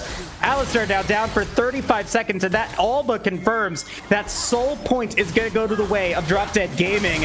And another impressive performance here from DDG as they are just dominating the map. I mean, like I said, it goes to show the difference when you have a team that has very concise communication. They knew that Alistar's flash was down from that top lane fight. As soon as they see Alistar, I talked about the difference between an engaged comp and a pick comp, but all they have to do is find those abilities. Oh my god! Jordan bot with a huge root under tower. Follows that up by the Pop Blossom. That is going to be another kill for DDG. Now 8-5 in that regard, as Troy's going to be able to get a little bit of damage onto that inner tier 1 tower. Evil Lobster will be there for the assist. Alistar now back on the map. Is not going to get double upon by Troy and Evil Lobster. That could have been very scary. Yeah, like I said, pick comp, if you have highly skilled players, it can almost feel like all of their abilities are point and click. I mean, you saw the drift into the mid lane by Evil Lobster, lands that engage. They're going to try and go for a dive here. Maybe. They're also setting up the rail. This could be disastrous, but he misses. Okay, ultimate now landing on to never outmatch. There's the Justice. Terry Tinkle extremely low, but is going to be able to get out. But now here comes Jordan bot. Has had some great routes so far in this contest. Is going to try to go for that flank angle. Going to see if they can land it on the Dunsey. Unable to do so, as Troy is going to be able to land the ultimate from the Vi. And Dunsey's going to be the target. Troy will pick up their second kill. I was saying it silently, this Silas is becoming a monster. Has that Hex Tech proto belt, has the Merc treads just to try and get through the CC from the champs. The charm was really hurting him early. I see why he went. Alistar's going all in. And are they going to be able to get it? No, they will not. And it just kind of feels like the agency squad is just completely collapsing here, Jack. I mean, just a bit of tilt there. You've got to think Alistair just in no position to take down this Caitlyn.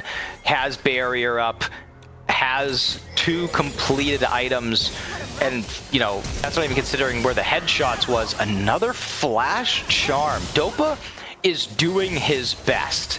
He wants to try and carry this game. He has the Malignants. He's working towards that Leandries.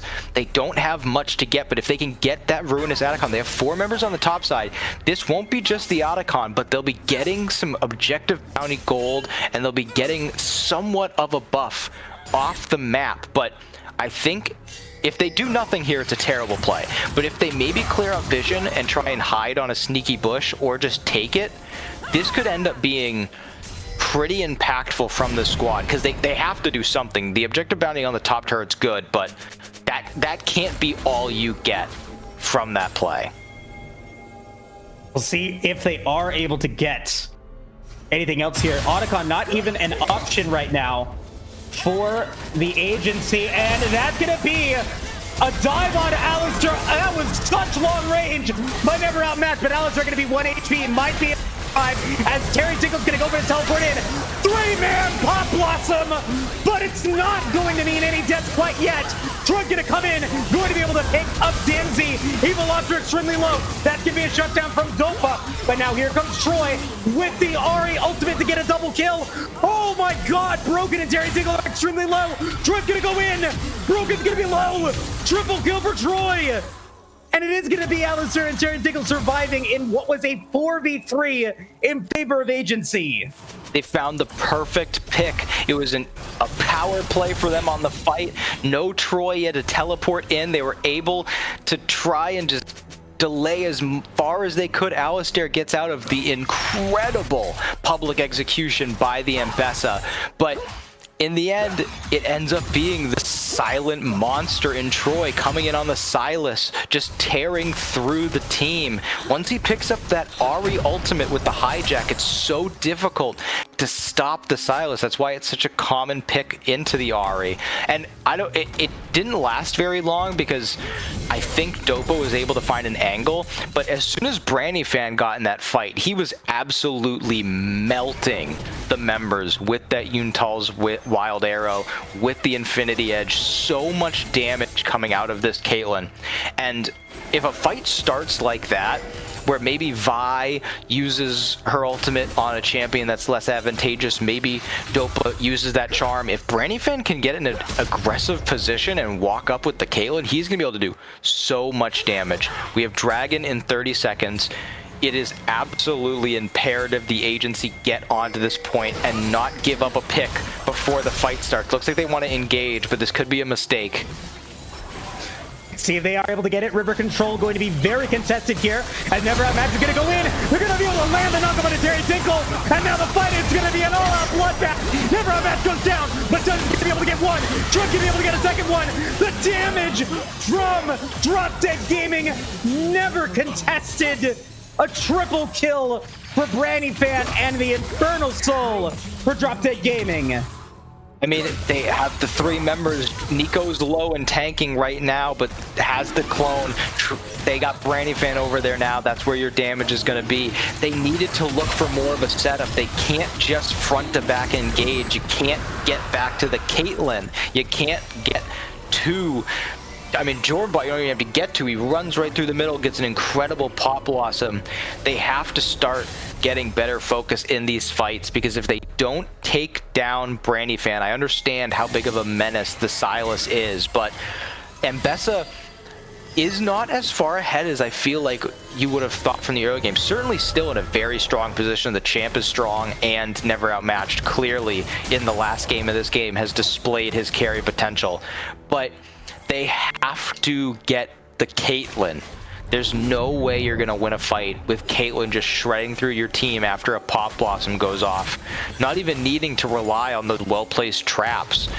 And now, I mean, with Infernal Soul, Brandy Fan's going to pull the, you know, the Caitlyn surprise where you just walk into a lane and click R on someone, and it doesn't matter that you're not getting a kill, you just lose half your health instantly. And with the Infernal Soul, I mean, it could even be more than that. I am very happy with Terry Tinkle here in this game. Even in CS, has more kills and has definitely been impactful in Game 3 comparatively to what we saw in Game 2. And yeah, has the gold advantage at this point. And so is a side lane threat. Troy's going to be the one that's going up against them for now, as Baron and Otacon are both available. If a team fight breaks out and a team wins this one, that could be both available coming in, and they're gonna be able to land a stun on Evil Lobster, but not a lot of damage. And now we're gonna be seeing it go back in on Dumpty, who's gonna be at half HP. Everyone going to back off. Glacial Prison used, however. Yeah, I mean, this is just a very low damage comp when it comes to tanks. I really don't know how you front to back unless Kai'Sa's in a good position.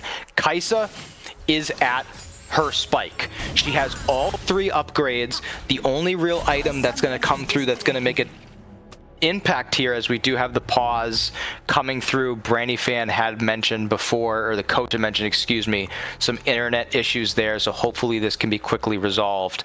But as I was saying with the Kai'Sa, the Zhonya's is really the only other item that can come through here and make a really big impact on the build. So they have to find a fight now. Vi is in a pretty okay spot, pretty vegan build, especially compared to the full tank Sejuani, that Unending Despair, the Heartsteel. It's gonna be so hard to kill this champ.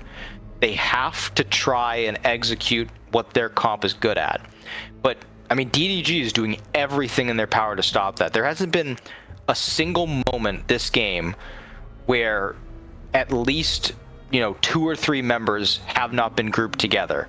And when you have seen members go off on their own individually, it's been Troy in the side lane, or it's been Mbessa in the side lane. Champions that can, you know, work for themselves. They don't need to rely on support from other champions to keep them alive. And I'm glad that you brought up Troy in the side lane.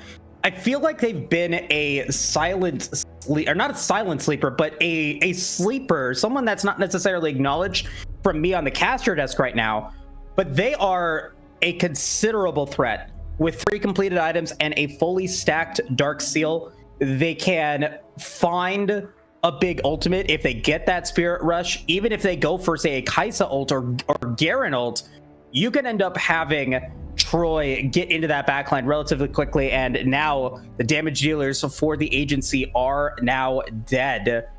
But there's just so much damage on the Rift right now, and because this game still feels so close, it is really so up in the air, and it's so frustrating. The Antis is just pating right now as we wait for Brandy Fan to come back. While we do that, though, we're going to just drop it off to a quick break. We'll come back when Brandy Fan comes in.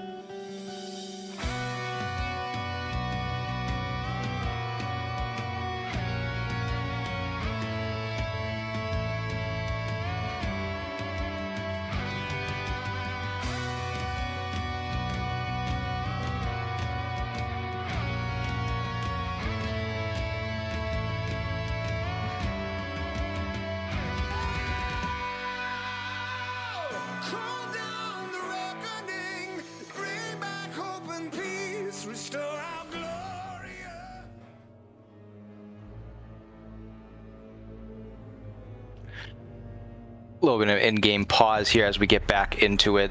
Typical coming out of breaks here, but we are back. I want to Game 3. Yeah, I mean, bring up what you just said to go into it. We were talking about in that short break there, but Dopa about 600 gold off of that Rabadon's, and the only real positive we could find for the agency is that it is Elder Dragon. So that Elder Dragon can completely turn this game on its head. Yeah, and so if you are the agency now, you are say Dopa, get as much gold as you can. Just trying to get there before we go into a fight. I would have even let them go for those Raptors Take it at all. that point, Jack. Take it all.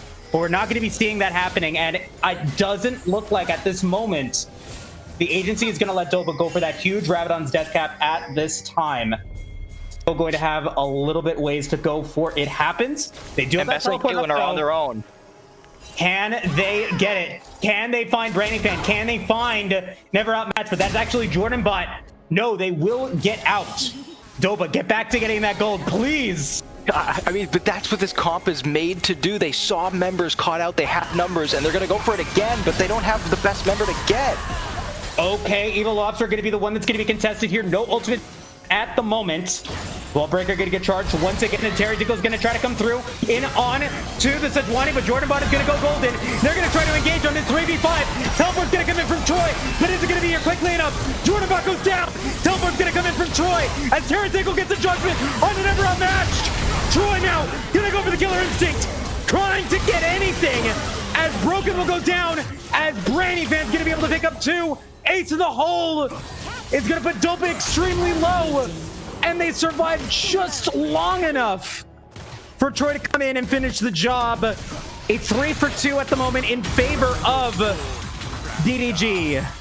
They're going to go for that Otacon first. Some concern about the HP bars going into that Baron. But, I mean, that's what this comp is designed to do. See target, kill target. But the only guy they can get eyes on is Evil Lobster. And Sejuani is not going to go down lightly as Terry is just dead again. I mean, they have to try and get on Brandy. Like I said, Alistair tried to find an angle to run up to him. But Brandy Fan, I think it was 2 auto attacks. He's got that rapid fire cannon. He's about to have a Lord Dominic's regard. 100% crit chance Caitlyn is going to melt through your team, especially when you've got, you know, crit Garen, you've got Bruiser Vi. That's probably the tankiest thing that Caitlyn's gonna have to deal with. Rel somewhat, but the items are pretty sparse. We got the Rabadons now though, so a minute on the Elder Dragon. This has to be everything. Agency, your perfect record is on the line.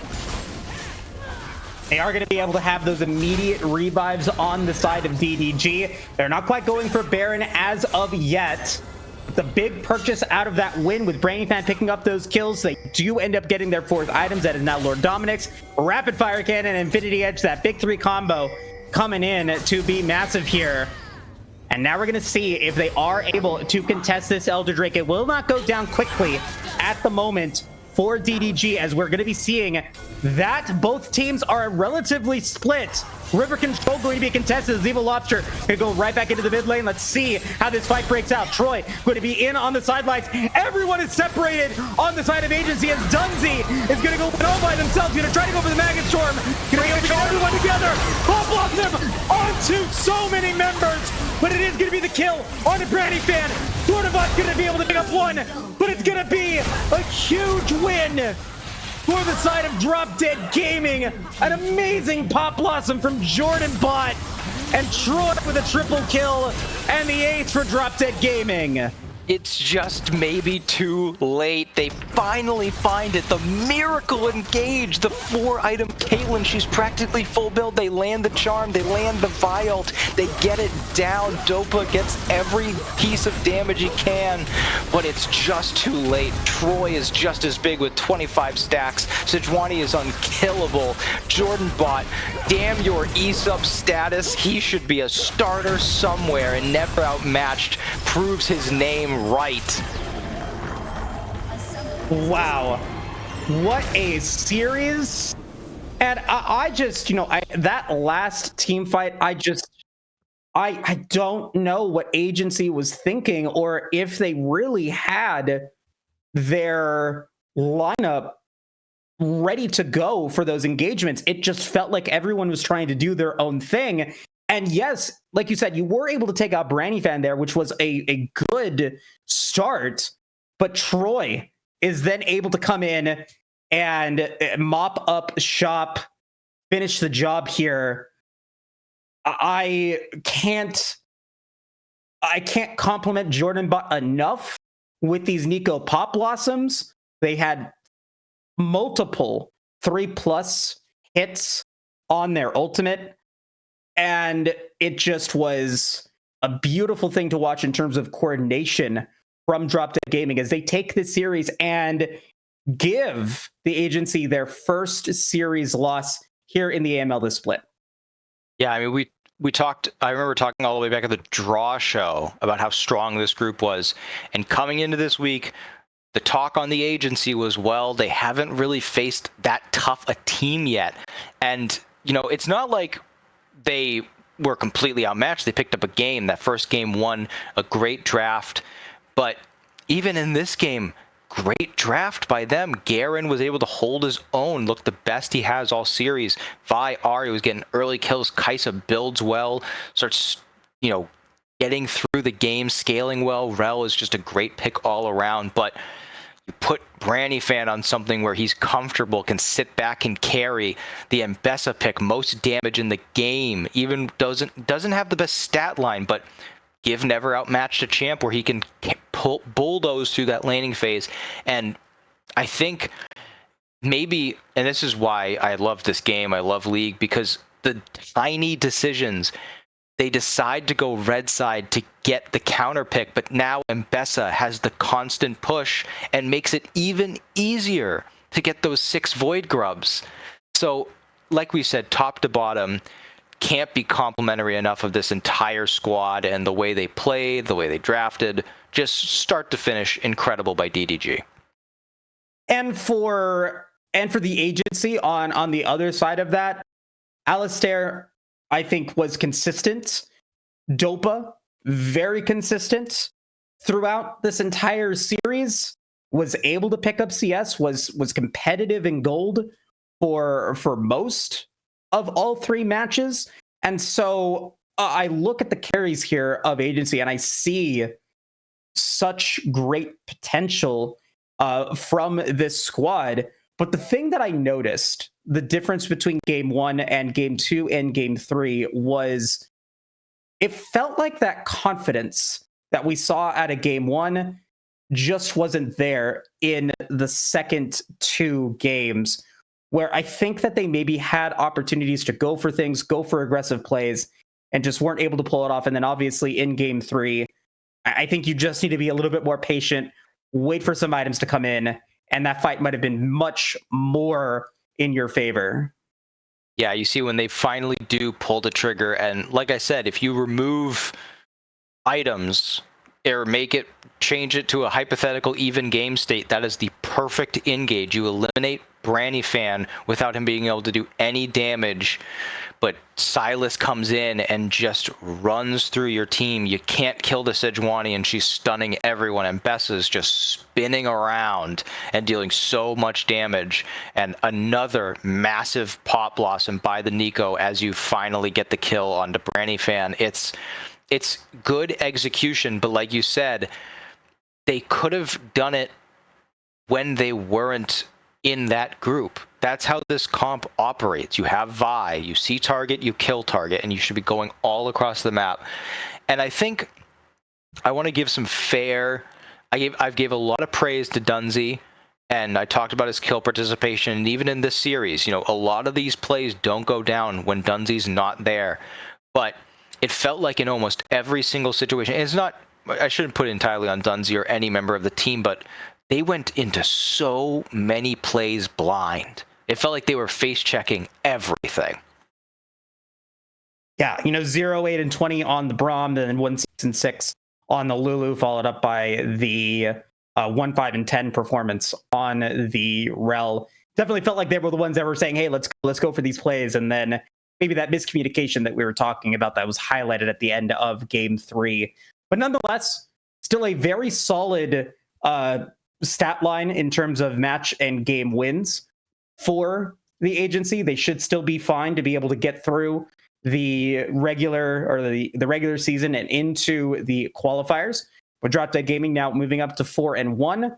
Have to see if Akuma Pizza Cutters and 0-27 are going to be able to win their matches here in week 4 or in week 5, as Akuma Pizza Cutters and 0-27 will go up against each other. That could potentially decide where Drop Dead Gaming stands in terms of their division.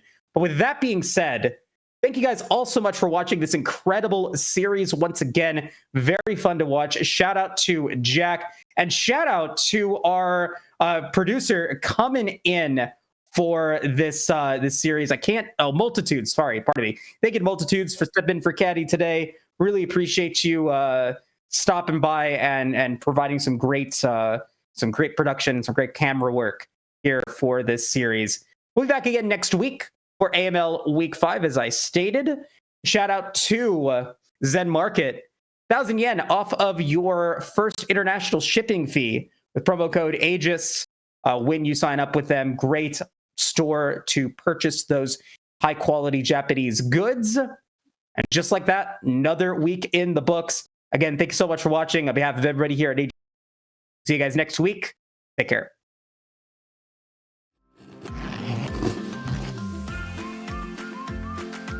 Zen Market. Zen Market. Zen Market. Zen Market. 全マーケット ジャムケありがとうございます。ありがとうございます。ありがとうございます。